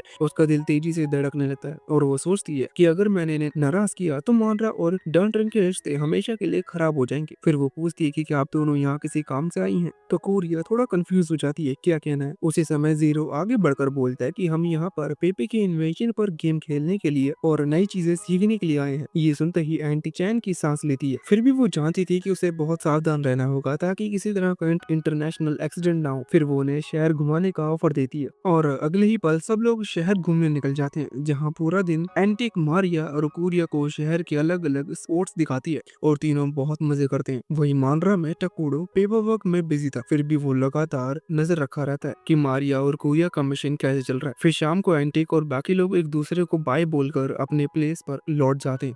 तो मारिया और कोरिया अपने कमरे में दिन भर के इवेंट्स का रिव्यू करना शुरू करती हैं। कैरिया मारिया से पूछती है कि उसे अब तक ये शहर कैसा लगा, तो वो बताते हैं कि यहाँ के लोग बहुत बेचैन लग रहे थे, जैसे कोई बड़ी मुसीबत उनके सर पर मंडरा रही हो। उनके पास खाना भी नहीं है। मारिया की ये बात सुनकर मेडिकस हैरान रह जाते हैं क्योंकि उन्होंने तो उसे किसी से बात करते हुए देखा ही नहीं था। फिर भी वो इतनी सारी जानकारी कैसे ले आई। असल में मारिया लोगों के हाव भाव देखकर ही समझ जाती थी कि वो अंदर से क्या महसूस कर रहे हैं। तभी जीरो उसे एक छोटा सा बैग थमाता है जो कि मारिया ने उसे लाने के लिए कहा था। उसमें एक पौधा था। तो मारिया उन्हें बताती है कि ये पर्पल ग्रास का एक टुकड़ा है और ये इतना खतरनाक है कि लगभग सारे किंगडम में इसे पूरी तरह बैन किया गया है। ये एक ड्रग्स की तरह काम करता है और वो उसे तुरंत फेंक देती है। तो असली मुद्दा ये था कि वो चीज बैन होने के बाद भी यहाँ कैसे मिल रही है, मतलब कोई ना कोई चुपके से इसका सप्लाई कर रहा है। फिर सुबोरो गहरी सांस लेते हुए कहता है कि अगर शहर में ऐसी चीज है तो हमें और ज्यादा सावधान रहना पड़ेगा क्योंकि यहाँ और क्या क्या हो सकता है ये कोई नहीं जानता। फिर अगले दिन वो लोग ड्रांटेन वैन देखने जाते हैं जहाँ चारों तरफ बेहद खूबसूरत चमकते हुए क्रिस्टल्स नजर आ रहे थे। तब एक आदमी उनकी तरफ आता है। उसका नाम वेस्टा होता है। वो हल्की सी मुस्कान के साथ कहता है कि इस जगह पर पर्पल ग्रास बहुत ही अच्छी तरह से उगता है। तो कोरिया पूछती है कि उसका असली मकसद क्या है। इस पर वेस्टा बताता है कि उसने सुना है कि वो दोनों मानरा राष्ट्र की एमिसरीज हैं और जल्दी ये जमीन मानरा की होने वाली है, इसलिए वो उनसे एक डील करना चाहता था। वो कहता है कि मैं चाहता हूँ कि आप दोनों मेरे साथ मिलकर पर्पल ग्रास उगाने का काम करें। इस पर कोरिया फिर पूछते है इससे मानरा को क्या फायदा होगा। तो वो बताता है कि पर्पल ग्रास की मार्केट में बहुत ऊंची कीमत मिलती है और अगर वो उसके साथ काम करेंगी तो उन्हें भी मुनाफे का एक बड़ा हिस्सा मिलेगा और इसके अलावा की कुछ है। तो कोरिया तुरंत पूछती है कि उसका क्या मतलब है। तो वो वेस्टा धीरे से कहता है कि ये बात यहाँ नहीं हो सकती और उन्हें दूसरी जगह बोलता है और उन्हें एक नक्शा दे देता है। कोरिया हल्का सा हिचकिचाती है लेकिन आखिरकार वो नक्शा ले लेती है। वेस्टा जाते जाते एक बेहद अजीब बात कहता है कि मुझे बुरे लोगों के साथ काम करना ज्यादा पसंद नहीं है और अभी का मेयर बहुत ही अजीब है क्योंकि वो ग्रास बेचने से मना करती लेकिन नया हेयर जरूर मेरे साथ देगा। फिर कुछ दिन बाद मारिया और केरिया एंटिक से दोबारा मिलते हैं क्योंकि अब वो शहर छोड़ने वाली थी। तो वो लोग बातचीत करके एक दूसरे को गुड बाय बोलते हैं। तभी कमरे का दरवाजा अचानक खुलता है और वेस्टा दो गुंडों के साथ अंदर आ जाता है। तो एंटिक गुस्से में चिल्लाती है कि तुम्हारी हिम्मत कैसे हुई यहाँ आने की, लेकिन वेस्टा को इससे कोई फर्क नहीं पड़ता और वो कहता है कि मैं यहाँ अपना जवाब लेने आया हूँ, तुम दोनों मुझसे मिलने क्यों नहीं आए। तो मारिया पूछती है कि क्या तुम पर्पल ग्रास वाली डील की बात कर रही हो, और ये सुनते ही एंटिक का चेहरा डर से पीला पड़ जाता है। वो तुरंत सोचने लगती है कि अगर वेस्टा ने किसी तरह मानरा को अपने साथ मिला लिया तो ये शहर पूरी तरह बर्बाद हो जाएगा। तो मारिया भी एंटिक का डर समझ जाती है और उसे चिंता करने से मना करती है। फिर वो वेस्टा से कहती है कि तुम्हें अभी तक समझ जाना चाहिए था कि हमें तुम्हारे बिजनेस में कोई दिलचस्पी नहीं है। फिर पूरिया एंटिक से पूछती है कि क्या हम इससे निपट सकते हैं, क्योंकि बिना अनुमति कुछ करने पर ये एक इंटरनेशनल इंसिडेंट बन सकता है। तो एंटिक कहती है कि तुम्हें इसके साथ जो करना है कर सकती हो, इस शहर के लोगों के लिए बहुत समय से मुसीबत बना हुआ है। और ये सुनते ही मारिया और कोरिया तीनों मेडिकस को उससे निपटने का ऑर्डर दे देती है, लेकिन वेस्टा इससे बिल्कुल भी डरता नहीं, क्योंकि उसके हाथ में एक सायरन था जिसके अंदर पर्पल फ्लावर ड्रग भरा हुआ था, और कोई भी इंसान बस एक डोज से ही पूरी तरह से ड्रग एडिक्ट में बदल सकता था। फिर मारिया गुस्से में उसकी तरफ देखकर कहती है कि अगर तुमने हमें छूने की भी कोशिश की तो तुम सीधा मानरा किंगडम को अपना दुश्मन बना लोगे। लेकिन वेस्टा कहता है कि वो मारिया और कोरिया को अपना स्लेव बनाकर टकोडो को ब्लैकमेल करेगा। फिर वो अपने गुंडों को उन्हें पकड़ने का ऑर्डर दे देता है, लेकिन अगली पल उनकी तलवार वेस्टा के सामने दीवार में आकर लगती है और डर से उसकी हालत खराब हो जाती है। वहीं टकोरो आटू से बात करते हुए कहता है कि सच में वो मेडिकस ट्विंस में मिशन में बहुत मदद कर रहे हैं। तभी एमिल पूछती है कि तुम मारिया और कोरिया के साथ वॉरियर्स की टीम के बजाय मेडिकस को क्यों भेजा।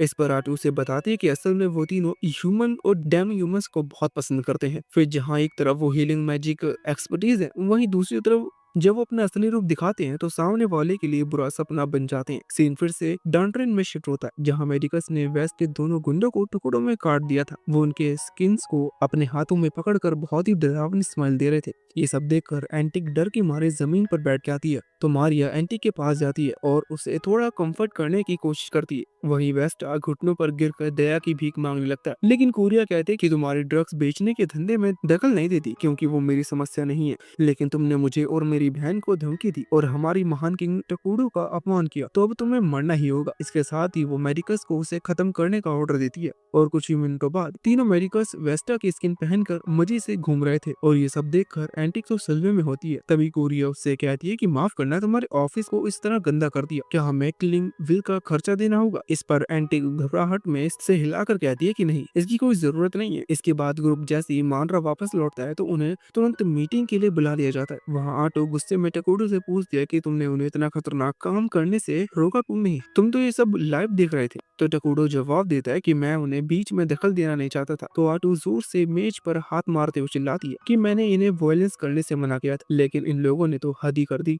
मारने का तो ठीक है, लेकिन उसका स्किन उतारना, और वो भी एक एंटी के सामने। उसकी आवाज से पूरा कमरा खामोश हो जाता है और आटो उन्हें आदेश देती है कि तुम सब एक लंबे ऐसे लिखोगे कि अगली बार से ये हरकत नहीं होगी। फिर कुछ घंटे बाद सब लोग मीटिंग रूम में इकट्ठा होते हैं, जहाँ डेंट्रन की सिचुएशन पर चर्चा शुरू होती है, जिसकी हालत बहुत ही खराब थी। वहाँ भुखमरी और क्रिमिनल एक्टिविटीज बढ़ती जा रही हैं, साथ ही उन पर लगातार हमले हो रहे हैं। वहाँ जॉइंट्स ने पूरी तरह से तबाही मचा रखी है और हर गुजरते दिन के साथ उनके हमले की संख्या बढ़ती रही। इसी वजह से शहर डिफेंस धीरे धीरे कमजोर पड़ते जा रहा। फिर मोल्टर कहता है कि वहाँ के लोग लगातार लड़ाई से थक गए हैं, इसलिए उनकी परफॉर्मेंस अब कम हो रही है, और अगर कुछ नहीं किया तो जल्दी डॉन्ट्रेन पूरी तरह तबाह हो जाएगा। तो गिया तुरंत सुझाव देता है कि हमें बड़ी संख्या में फोर्स भेजनी चाहिए ताकि शहर की डिफेंस को मजबूत किया जा सके। इस पर एमिल कहती है कि ऐसे करने से हमारी फार्मिंग और कंस्ट्रक्शन सेक्टर में सीधा असर पड़ेगा और वहाँ स्टाफ की भारी कमी हो जाएगी। तभी आटू बोलती है कि मैं खुद इस मिशन में जाऊंगी, तो हमें इतने ज्यादा सोल्जर्स भेजने की जरूरत नहीं होगी। ये सुनकर पूरे कमरे में सन्नाटा छा जाता है, क्योंकि अब आटू के कारण ये मिशन अब एक हाई स्टेक्स बैटल में बदल चुका है।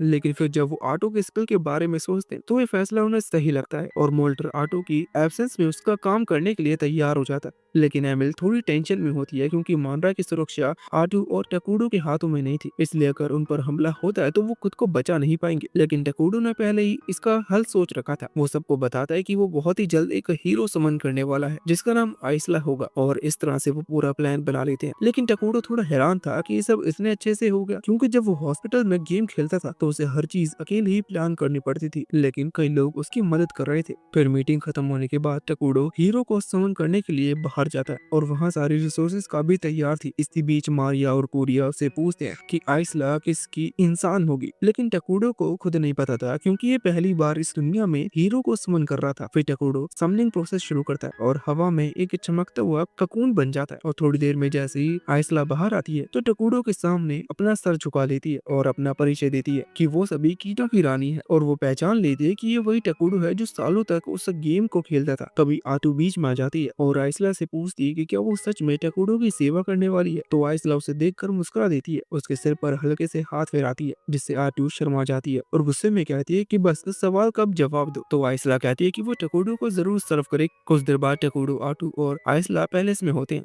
जहाँ टकुडू आइसला को सारी हालात समझाते थे कि उसे मानरा की रक्षा करनी है, जबकि आटू मिशन के लिए बाहर जाएगी। और यह आटू इमोशनल हो जाती है क्योंकि वो पहली बार इतना टाइम के लिए टकुडू से दूर रहने वाली थी, इसलिए वो दोनों एक दूसरे को बहुत मिस करने वाले थे। फिर अगली सुबह आटू कुछ सोल्जर्स के साथ डंट्रेन के लिए रवाना हो जाती है और मानरा की रक्षा की जिम्मेदारी अब पूरी तरह से आइसला पर थी। फिर दोपहर हो जाती है, लेकिन टकुडू अब भी अपने थ्रोन पर गहरी नींद से सो रहा था।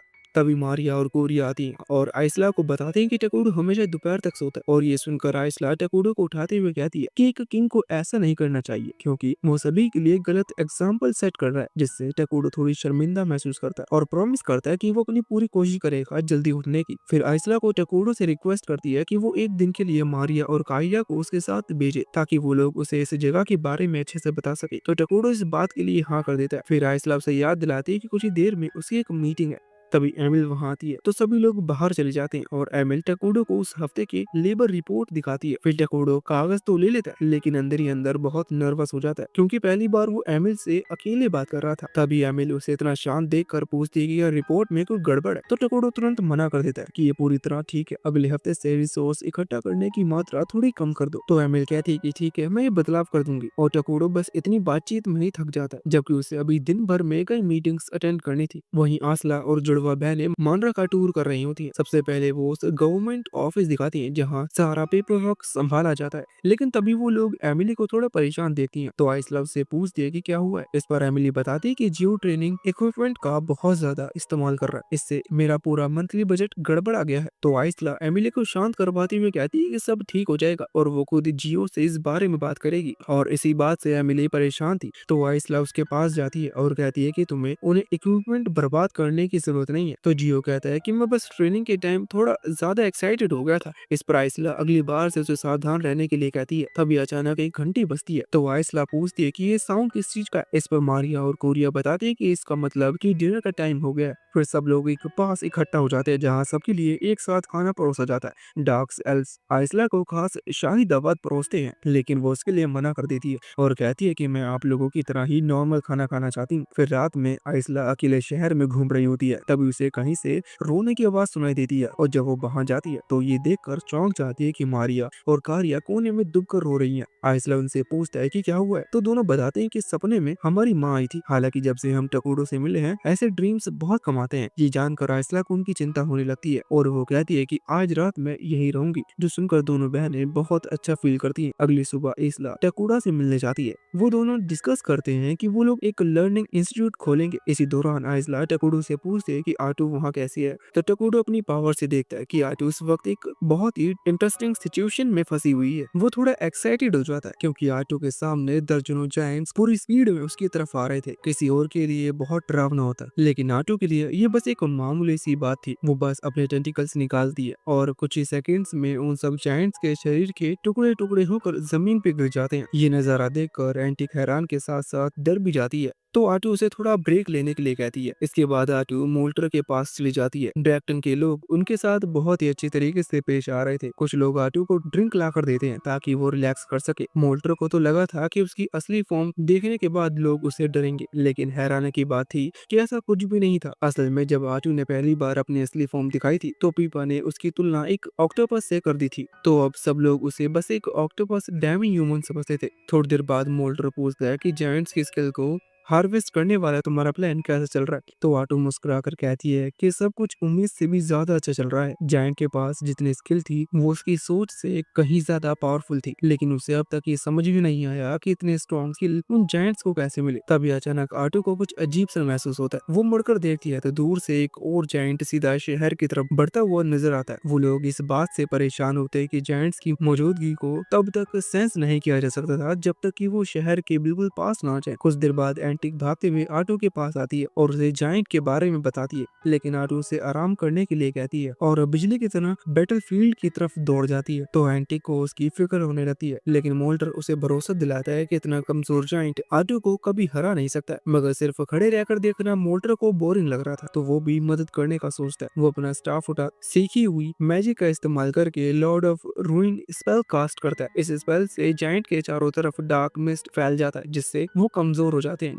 तो आटो तुरंत इसका फायदा उठाते हुए अपनी तलवार निकालती है और उसे जायंट को एक ही बार में बीच से 2 टुकड़ों में काट देती है। लेकिन तभी उसे कुछ अजीब होता है, जायंट का शरीर अचानक गायब हो जाता है और उसी जगह ढेर सारे गोल्ड कॉइन्स जमीन पर बिखर जाते हैं। आटो तुरंत ये बात टकुडो को बताती है, तो टकुडो चौंक कर कहता है कि उसे बिल्कुल भी आइडिया नहीं है कि ऐसा क्यों हुआ, क्योंकि उसकी गेम के दौरान ऐसा कभी नहीं हुआ था। फिर आटो मोल्टर से भी पूछती है कि क्या उसे इसके बारे में कुछ पता है, लेकिन उसके लिए ये भी पहली बार था जब उसने किसी मॉन्स्टर के मरने के बाद कॉइन्स देखे थे। तभी टकुडो को एक आइडिया आता है। वो आटो से कहता है कि वो उसकी विजन शेयर करे ताकि वो खुद उन कॉइन्स को देख सके। फिर आटो वैसा ही करती है और जैसे ही टकुडो उन कॉइन्स को देखता है तो उसे याद आता है कि ये डिजाइन उसने एक आरपीजी गेम ब्रेव क्वेस्ट में देखा था। उस गेम में भी बिल्कुल ऐसे ही कॉइन्स हुआ करते थे। फिर सीन बदलता है और उत्तरी हिस्से में सेंट और उसके नाइट्स एक ऐसे शहर से गुजर रहे थे जिसे हाल ही में हरिकीनों ने पूरी तरह तबाह कर दिया था। वो लोग उस जगह की जांच कर रहे होते हैं, तभी अचानक से सारे नाइट्स मारे जाते हैं। इस खून खराबे के पीछे कोई और नहीं बल्कि अराकीनो ही था। ये 17th बार सेंट का पाला अराकीनो से पड़ रहा था। वो बहुत ही हैरान थे कि ये औरत आखिरकार मरती क्यों नहीं। तो अराकीनो कहती है कि मैं 17 बार मर चुकी हूँ, लेकिन हर बार मैं वापस आ जाती हूँ। अराकीनो को ये भी बहुत अनफेयर लगता है कि सेंट इतनी ताकतवर है, उसकी खुद की पावर भी कम नहीं है, लेकिन सेंट को हराना तो दूर, वो उसके करीब भी नहीं पहुंच पाती है और उसकी हर मौत बहुत ही दर्दनाक होती है। तभी सेंट गुस्से में कहते हैं कि तुम मेरे साथ बस टाइम पास कर रही हो। तो अराकीनो को समझ में आ जाता है कि उसकी चाल पकड़ी जा चुकी है और वो पास में पड़े सारे डेड बॉडीज को जिंदा कर देती है और सभी सेंट पर हमला कर देते हैं। तो सेंट अपने स्टाफ को उठाती है और अपने फायर मैजिक का यूज करती है, जिससे चारों तरफ मौजूद बॉडीज जलकर राख हो जाती हैं। इसके बाद वो तेजी से जाकर सीधा अराकीनो की छाती में स्टाफ घूम देती है। ये 18वीं बार सेंट ने अराकीनो को मारा था, लेकिन वो जानती थी कि अराकीनो दोबारा वापस जरूर आएगी, इसलिए वो उसे पूरी तरह से खत्म करने के लिए कोई रास्ता ढूंढने का सोचती है। वहीं डेट्रेन ने अचानक शहर के पास जायंट्स की एक विशाल आर्मी प्रकट होती है, जिससे गेट पर तैनात सारे गार्ड्स पूरी तरह घबरा जाते हैं। उन्होंने आज तक इतने सारे जायंट्स को एक साथ कभी देखा नहीं था। अब तक टकुडो को भी समझ में आ जाता है कि ये लोग ब्रेव क्वेस्ट की दुनिया से आए हैं। उस गेम में खिलाड़ी हीरो की तरह खेलता है और उसका लक्ष्य होता है कि डीमन लॉर्ड को हराना। उस गेम में एक अनाउंसमेंट रैंडमली जनरेट होते थे, इसलिए कोई वार्निंग सिग्नल नहीं मिलता और अभी भी बिल्कुल वैसा ही हो रहा था। आइसलैंड ने भी कभी नहीं सोचा था कि उनके दुश्मन दूसरे गेम से भी आ सकते हैं। एटर्नल नेशंस और ब्रेव क्वेस्ट दोनों ही गेम के सिस्टम एक दूसरे से बिल्कुल अलग थे, मगर टकुडो को दोनों गेम का एक्सपीरियंस था, इसलिए वो जानता था कि इस खतरे को कैसे हैंडल करना है। ड्रैगन पर इस हमले के पीछे दो लोग थे, फ्लेमन और आइस रॉक। दोनों अपनी प्लानिंग पर चर्चा कर रहे थे। उनका लक्ष्य था कि वो इस जगह को जीतकर डीमन लॉर्ड के अधीन कर दें, और जब उन्हें इस दुनिया में समन किया था तो ये मौजूद सारे गोब्लिन्स और जायंट्स तुरंत ही उनकी डीमन आर्मी में शामिल हो गए थे। लेकिन आइस रॉक सोच में पड़ जाता है। वो कहता है कि हमने तो अपनी पूरी जिंदगी ब्रेव क्वेस्ट की दुनिया को जीतने में लगा दी थी, तो क्या अब हमें उसे छोड़कर इस नई दुनिया पर कब्जा करना होगा।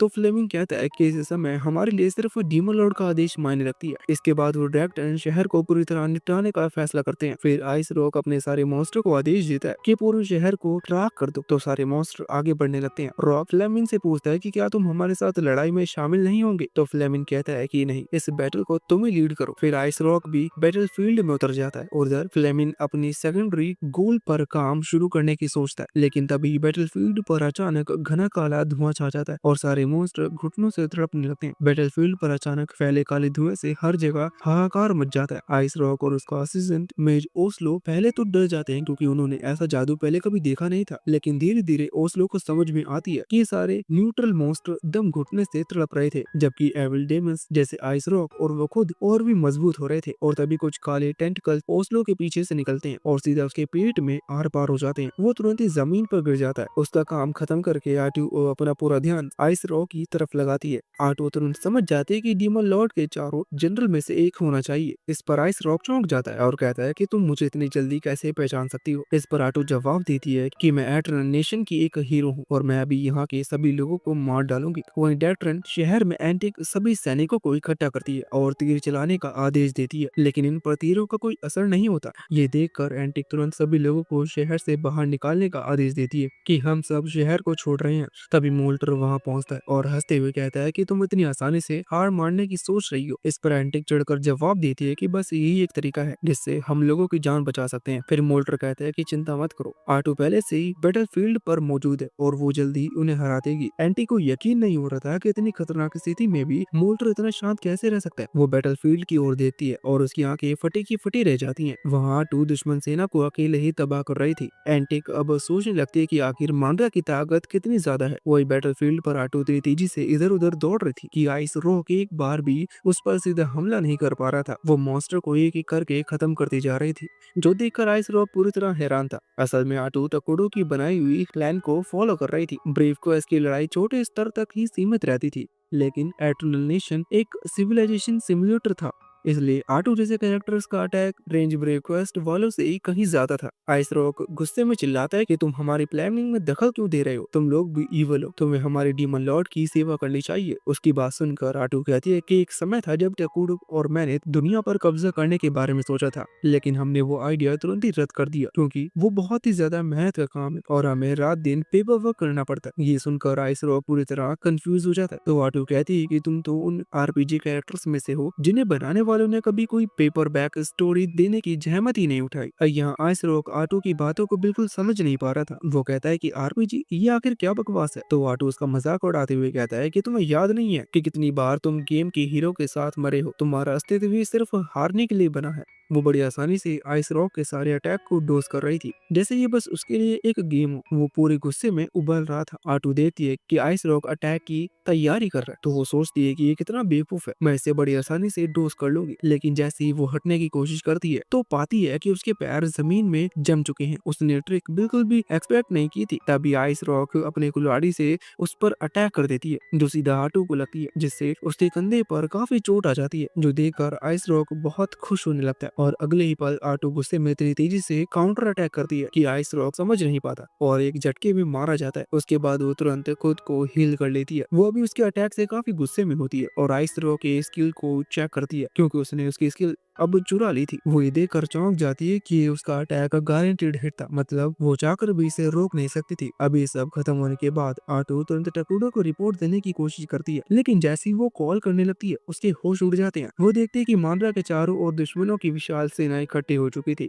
वही हमें ब्रेव क्वेस्ट का डीमन लॉर्ड दिखाया जाता है। वो अपनी नई कासल को कंस्ट्रक्ट कर रहा होता है। दूसरी तरफ मांड्रा में एक डार्क एल्फ गार्ड भागते हुए टकुडो के ऑफिस आ जाता है। वो घबराकर बताता है कि दुश्मन की आर्मी हमारी तरफ बढ़ रही है, लेकिन टकुडो शांत बैठा रहता है क्योंकि उसे पहले से ही सब पता था। वो जरा सा भी परेशान नहीं होता। ये गार्ड को बताती है कि टकुडो के पास एक खास एबिलिटी है जिससे वो अपने किंगडम में हो रही हर चीज को जान सकता है। इसलिए जैसे ही दुश्मन की आर्मी जंगल के पास पहुंची तो टकुडो तुरंत जियो को मेन फोर्स के साथ उन्हें रोकने का आदेश दे दिया। ये सुनकर मारिया और कोरिया थोड़ी चिंतित हो जाती हैं और टकुडो से पूछती हैं कि क्या मांड्रा किसी खतरे में है, लेकिन टकुडो उन्हें चिंता करने से मना करता है। इसी बीच आइजला पूछती है कि क्या ये डीमन लॉर्ड कहीं तुम्हारी तरह कोई और प्लेयर तो नहीं। इस पर टकुडो जवाब देता है कि मुझे परवाह नहीं है, मैं हमेशा शांति चाहता था, लेकिन जब आटू ने उनके 4 जनरल्स में से एक को मार डाला तो उन्होंने सीधा मेरे किंगडम पर हमला करने का फैसला किया, इसलिए अब मैं किसी पर रहम नहीं करूंगा। टकुडो की आर्मी में इस समय जियो और उसकी dark elf warriors healing ability वाले मेडिकिस और आइजला के द्वारा बनाए गए लार्व थे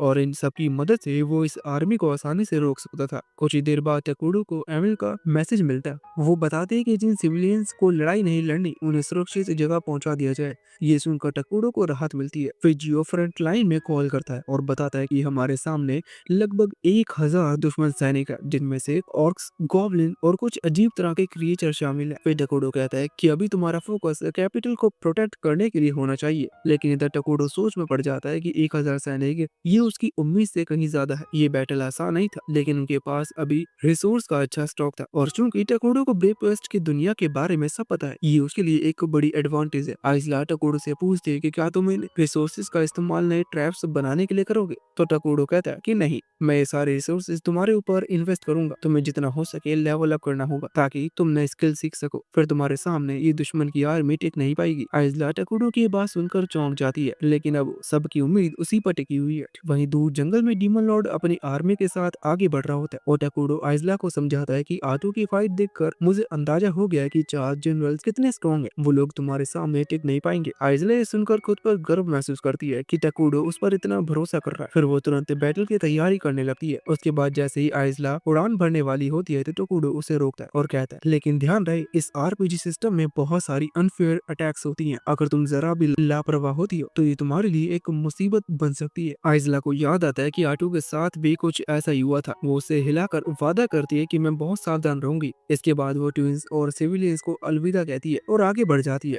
दूसरी तरफ घने और भयानक जंगल में फायर डीमन सोल्जर का एक छोटा ग्रुप मुनारा की तरफ बढ़ रहा होता है। तो एक नाइट पूछता है कि हम आइस रॉक की ग्रुप से अलग होकर इस डरावनी जगह में क्यों घुस रहे हैं। तो पास चल रहा मेज धीरे से कहता है कि ये फेलमैन का ऑर्डर है। मुझे लगता है कि फेलमैन ये मिशन डीमन लॉर्ड से छुप कर रहा है और वो जल्दी डीमन लॉर्ड को हराने वाला है। जो सुनकर नाइट चौंक जाता है। मेज आगे कुछ बताने वाला होता है, तभी अचानक से उन्हें कोई आवाज आती है और जब वो उधर देखते हैं तो पेड़ों के बीच से एक और निकलता है जिसे काउंटिंग के लिए भेजा गया था, लेकिन उन्हें कुछ गड़बड़ लगता है और वो उसे पास आने से मना करता है क्योंकि वो सिर्फ और सिर से पांव तक धड़कते हुए भयानक उभारों से ढका हुआ है और वो ऑर्क मदद के लिए चिल्लाता है, लेकिन नाइट कुछ कर पाते उससे पहले ही ऑर्क का शरीर फटने लगता है और सैकड़ों छोटे छोटे लार्वा निकलकर फायर डीमन सोल्जर्स की तरफ उड़ने लगते हैं। तो वो उन्हें मारने की कोशिश करते हैं, लेकिन लार्वा की संख्या इतनी ज्यादा थी कि संभाल पाना असंभव हो गया था। आखिरकार मेज उन्हें पीछे हटने का ऑर्डर देता है और सोल्जर्स घबरा कर भागने लगते हैं, लेकिन तभी जंगल में खतरनाक आवाज गूंजती है और सारे सोल्जर्स रुक जाते हैं। उनके चेहरे पर खौफ साफ साफ नजर आ रहा था। नाइट और मेज डरते हुए चिल्लाते हैं, जो भी हो सामने आ जाओ। और अगले ही पल पेड़ों के बीच से आइसला निकलती है और कहती है कि अगर तुम खुद को अंधकार की ताकत कहते हो तो अपनी पावर तो दिखाओ। इसके बाद हमें सिर्फ वो चीजें सुनाई देती है और कुछ मिनट बाद वहाँ सिर्फ डेड बॉडीज पड़ी होती हैं। तभी आइसला को एक बेहद ताकतवर प्रेजेंस महसूस होता है। वो मुड़कर देखती है और सामने फ्लेमिंग खड़ा होता है। वो कहता है कि मैं डीमन लॉर्ड के 4 जनरल्स में से एक हूँ। जो सुनकर आइसला कहती है, तो जनरल खुद मेरे पास आ गया। अच्छा है, अब मुझे तुम्हें ढूंढने का झंझट नहीं पालना पड़ेगा। फ्लेमिंग थोड़ा हैरान होता है कि उसे पहले से पता था कि वो यहाँ है। आगे आइसला कहती है कि जैसे ही मैं तुम्हें खत्म कर दूंगी बाकी सेना खुद ही भाग जाएगी, ठीक वैसे ही जैसे आइस रॉक के साथ हुआ। उसकी बात सुनकर फ्लेमिंग पहले तो चौंकता है कि आइस रॉक हार चुका है, फिर हंसकर कहता है कि वैसे भी वो सबसे कमजोर जनरल था और मैं उससे कई गुना ज्यादा पावरफुल हूँ। ये सुनकर आइसला उस पर हंसने लगती है और कहती है कि क्या तुम्हें लगता है कि तुम जीत सकते हो। अब फ्लेमिंग गुस्से में आ जाता है और कहता है कि तुम्हें खत्म करने के बाद मैं तुम्हारे उस स्टूपिड किंग टकूडो का भी वही हाल करूंगा। अभी बात सुनते ही आइसला गुस्से में आ जाती है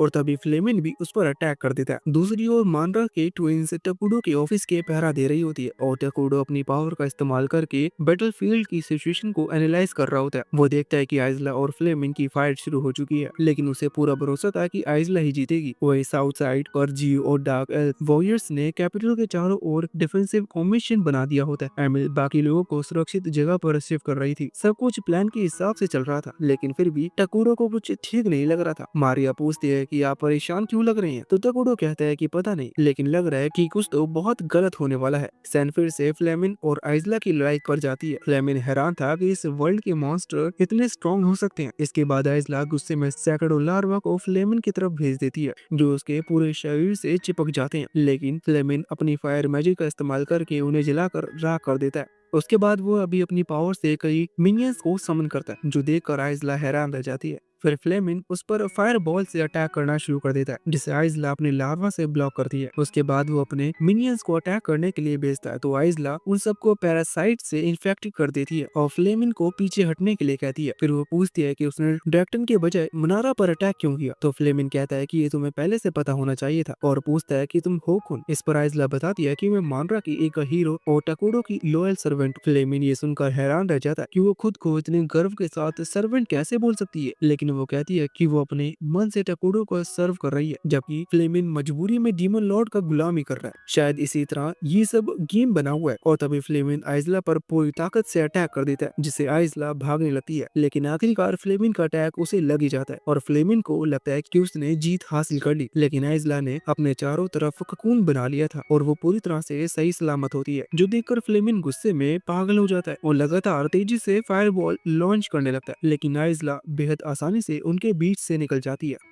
और आइजला तेजी से छलांग लगाकर अपनी धारदार ब्लेड से फ्लेमिन पर गहरा अटैक करती है और फ्लेमिन गिरते हुए अपने अतीत को याद करता है, उस रहस्यमय अस्तित्व को जिसने उसे और डीमन लॉर्ड को इस दुनिया में बुलाया था। उसने वादा किया था कि अगर फ्लेमिन इस पूरी दुनिया को नष्ट कर देगा तो उसे आजाद कर दिया जाएगा, लेकिन अब मरते हुए उसे सच्चाई का समझ आती है कि वो बस एक कठपुतली था। तभी आइजला एक और अटैक करती है और फ्लेमिन का शरीर दो टुकड़ों में बट जाता है। आइजला तुरंत टकूरो से संपर्क करने की कोशिश करती है और रिपोर्ट देने लगती है, लेकिन अचानक उसका कनेक्शन टूट जाता है। वो चौंक कर चारों तरफ देखने लगती है और तभी मारिया और कोरिया उसके सामने प्रकट हो जाती है। आइजला पूरी तरह हैरान रह जाती है कि ये क्या हो रहा है। वो तुरंत अपने लार्व को आदेश देती है कि वो ट्विंस की रक्षा करें, लेकिन तभी कुछ ऐसा होता है जो किसी ने सोचा भी नहीं था। फ्लेमिंग का बेजान शरीर अचानक हिलने लगता है, उसके टुकड़े वापस से जुड़ने लगते हैं।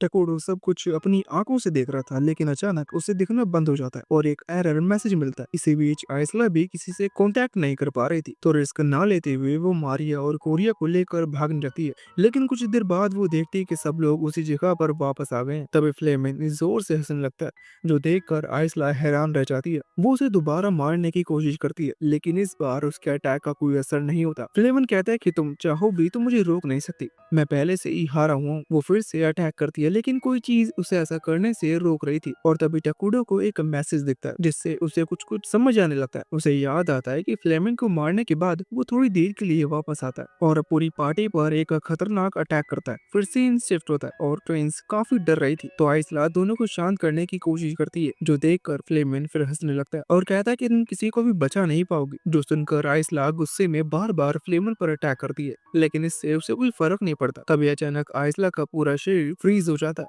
जैसे कोई उसे कंट्रोल कर रहा हो। तो फ्लेमन कहता है कि मैं भी यहाँ मजबूर हूँ, तुम सोच भी नहीं सकते कि मेरे साथ ही कितना बार हो चुका है। इसी बीच मारिया और कोरिया धीरे धीरे फ्लेमन की तरफ चलने लगती है। उनका शरीर अब उनके कंट्रोल में नहीं था। आइसला चाह कर भी उन्हें रोक नहीं पा रही थी और फ्लेमन उन पर हंसने लगता है। मारिया और कोरिया दोनों बहुत डर जाती हैं, तो आइसला खुद को आजाद करने के लिए अपनी पूरी ताकत लगा देती है। उसके हाथ पैर में खून भी निकलने लगता है, लेकिन इन सब का कोई फायदा नहीं होता। फ्लेमन आइसला को बेवकूफ कहता है, क्योंकि उसे लगता है कि वो अपनी मर्जी से काम कर रही थी, जबकि असल में वो फ्लेमन और यहाँ तक कि डीमन लॉर्ड भी बस इस गेम के प्यादे हैं और उनसे हमेशा झूठ बोला गया है। उसके लिए टकोडो भी बहुत बुरा है, जो अपने आसपास सबको बस टूल की तरह इस्तेमाल करता है। इसलिए वो मरने से पहले टकोडो के सबसे फेवरेट कैरेक्टर को अपने साथ ले जाएगा। इसला उसे ऐसा करने से मना करती है, लेकिन फ्लेमन कहता है कि वो भी कुछ कर नहीं सकता, क्योंकि ये पहले से फिक्स है। और अगले ही पल उसका शरीर ब्लास्ट हो जाता है। मारिया और कोरिया उसके बिल्कुल पास खड़ी थी, लेकिन वो इसे ही सलामत होती है। आइसला ने उसकी आगे आकर उन्हें बचा लिया था, लेकिन अब वो बुरी तरह से घायल हो चुकी थी। तो मारिया और कोरिया टपोडो को मदद के लिए कॉल करती है, लेकिन वो उससे कांटेक्ट नहीं कर पाती। उन्हें समझ में नहीं आ रहा था कि क्या करें। तभी आइसला उन्हें रोकती है और कहती है कि अब मेरे पास ज्यादा वक्त नहीं बचा है। तो वो दोनों आइसला की इस हालत के लिए खुद को दोष देने लगती हैं। तो आइसला मारिया और कोरिया को भरोसा दिलाती हैं कि उनकी कोई गलती नहीं है, लेकिन ट्विंस ये मानने को तैयार नहीं थी। वो आइसला से कहती हैं कि उन्हें भी उसके साथ मरने दे। तो आइसला उन्हें ध्यान देने को कहती है, क्योंकि उसके पास उन्हें देने के लिए कुछ भी नहीं था। और ये जानते हुए कि मारिया और कोरिया पहले ही अपनी माँ के शरीर को खाने के बाद ट्रोमेटाइज हो चुकी हैं, वो अपने हाथ से अपना दिल बाहर निकालती हैं और ट्विंस से कहती है कि इसे खा ले और इसके खातिर जिंदा रहें। मारिया और कोरिया फूट फूट कर रोने लगती हैं और ऐसा करने से मना कर देती हैं, लेकिन आइसला समझाती है कि उसका दिल खाने से उसकी सारी स्किल उन्हें फिर मिल जाएगी। उधर डेट्रेन में आटो डीमन आर्मी से निपट रही थी, लेकिन वो थोड़ा इरिटेटेड हो जाती है, क्योंकि मोल्टर अब तक उसका पीछा कर रहा था। वो उससे कहती है कि तुम शहर जाकर मेरा इंतजार कर सकते हो, लेकिन मोल्टर कहता है कि टकूडो ने मुझे साथ रहने का ऑर्डर दिया था। तभी और भी मॉन्स्टर प्रकट हो जाते हैं और आटो गुस्से में आ जाती है। वो उन्हें भी तुरंत मार देती है, लेकिन अगले ही पल उसे एक नोटिफिकेशन मिलता है, जो देखकर वो गुस्से में चिल्ला उठती है। तो मोल्टर सबको नीचे झुकने को कहता है। कुछ देर बाद आटू थोड़ा शांत होती है, तो मोल्टर पूछता है कि क्या हुआ है। इस पर आटू बताती है कि आइसला मर चुकी है उधर टकूडो आइसला की मौत को लेकर अब भी शॉक में होता है।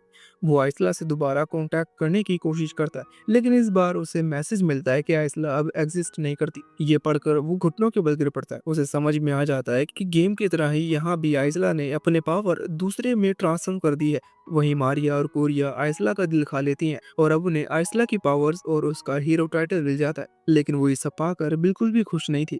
इधर अब कम्युनिकेशन लाइंस भी ठीक से काम करने लगती हैं और टेकोलो तुरंत आटो को सारी चीजें समझाता है। आटो को ठीक से तो कुछ समझ भी नहीं आता, लेकिन इस इमरजेंसी के समय आटो तुरंत मनारा लौटना चाहती थी, लेकिन टकुडो उसे रोकता है। वो बताता है कि ट्विंस अब भी जिंदा है और आइसला की वजह से अब वो दोनों हीरोज बन चुकी हैं।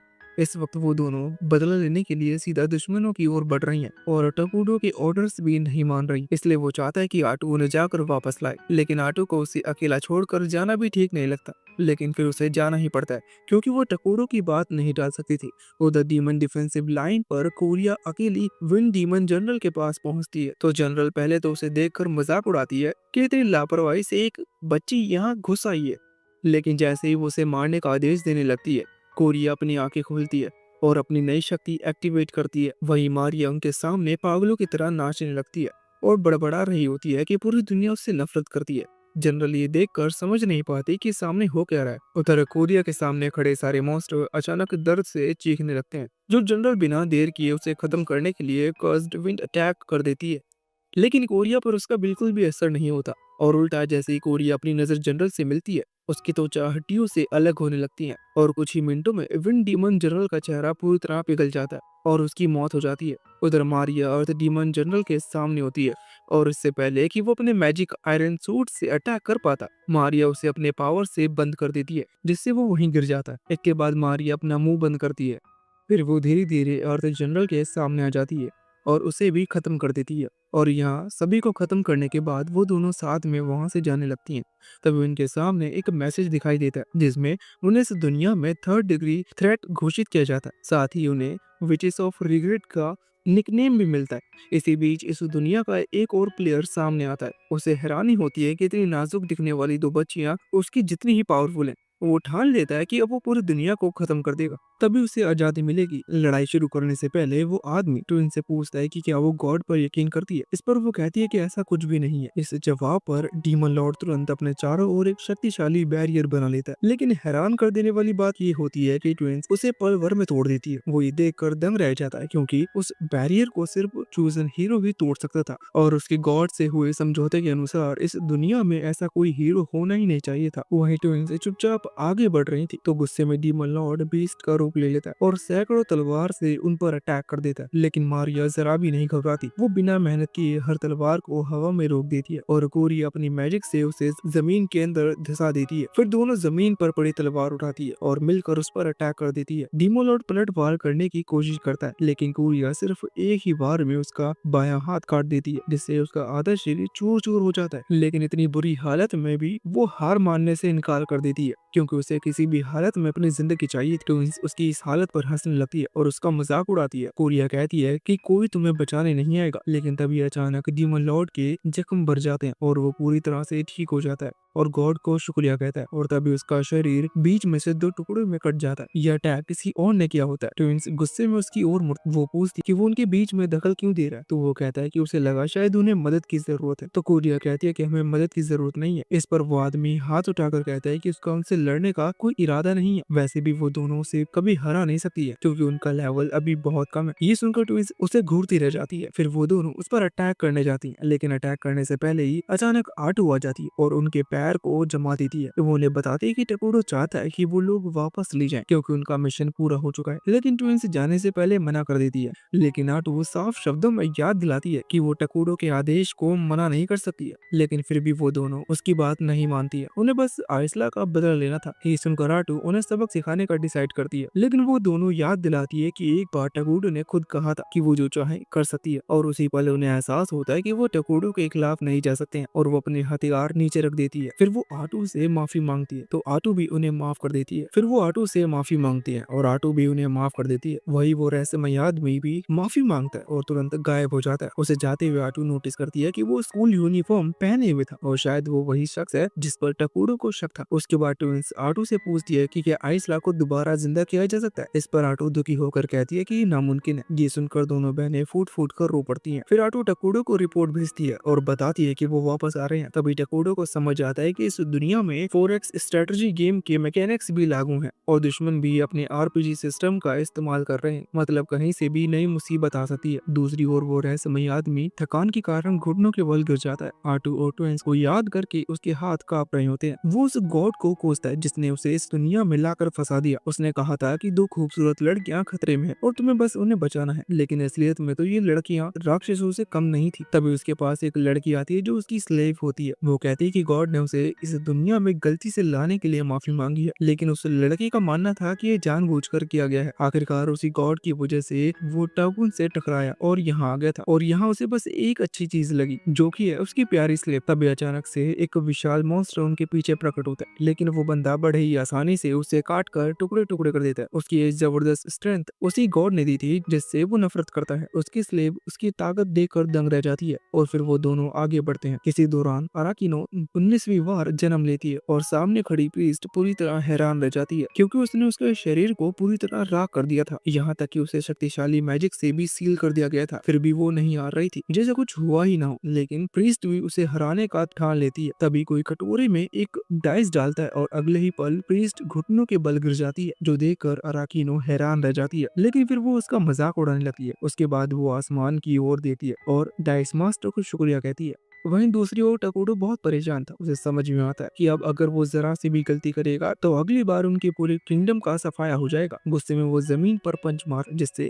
जमीन फट जाती है और वो नीचे गिर जाता है। तब उसे एहसास होता है कि वो कितना पावरफुल है। फिर उसे टेस्ट करने के लिए वो पास के पेड़ों को ही पंच में गिरा देता है। उसे खुद पर गुस्सा आने लगता है क्योंकि अगर वो पहले ही अपनी शक्ति को समझ लेता तो शायद आइसला आज जिंदा होती। उस शाम आटू और बाकी सबके मिशन से लौटते ही एक मीटिंग बुलाई जाती है। सबको लगता है कि ट्विंस को कठोर सजा मिलेगी, मगर टकूडो कहता है कि ट्विंस को किसी भी तरह की सजा नहीं दी जाएगी। तो आटू उसका विरोध करती है तो टकूडो सबके सामने सिर झुकाकर माफी मांगता है। आटू और डार्क एल्फ ये देखकर पूरी तरह हैरान रह जाते हैं। इसके बाद टकूडो घोषणा करता है कि इसला को वापस लाया जाएगा। आटू तुरंत कहती है कि यह असंभव है, लेकिन टकूडो मानने को तैयार नहीं था। वो कहता है कि अगर ये दुनिया सच में एटर्नल नेशन सिस्टम पर चलती है तो वो ऐसा कर सकते हैं। आटू उसे समझाती है कि ऐसा करने का मतलब होगा पूरी दुनिया को फिर से लिखना, और अगर उसने ये रास्ता चुना तो पूरी दुनिया उसके खिलाफ हो जाएगी। मगर टकूडो कहता है कि उसे किसी का भी परवाह नहीं है, जो भी उनके रास्ते में आएगा वो खुद उसे मार देगा। रात को टकूडो आगे की प्लानिंग कर रहा होता है। वहीं डार्क एल्फ आइसला का एक छोटा सा अंतिम संस्कार करते हैं। सभी लोग बहुत दुखी थे। तभी ट्विंस कहती है कि दुखी मत हो, क्योंकि टकूडो ने खुद वादा किया है कि आइसला को वापस लाया जाएगा। लेकिन फिर भी सभी बहुत डरे हुए थे। उन्हें टकूडो पर शक हो रहा था कि वो ऐसा कर भी पाएंगे या नहीं। वहीं टकूडो झाड़ियों में छुपकर सब देख रहा होता है। तभी ट्विंस दोबारा कहती है कि इन टकूडो पर यकीन करो, हमें उन पर शक नहीं करना चाहिए।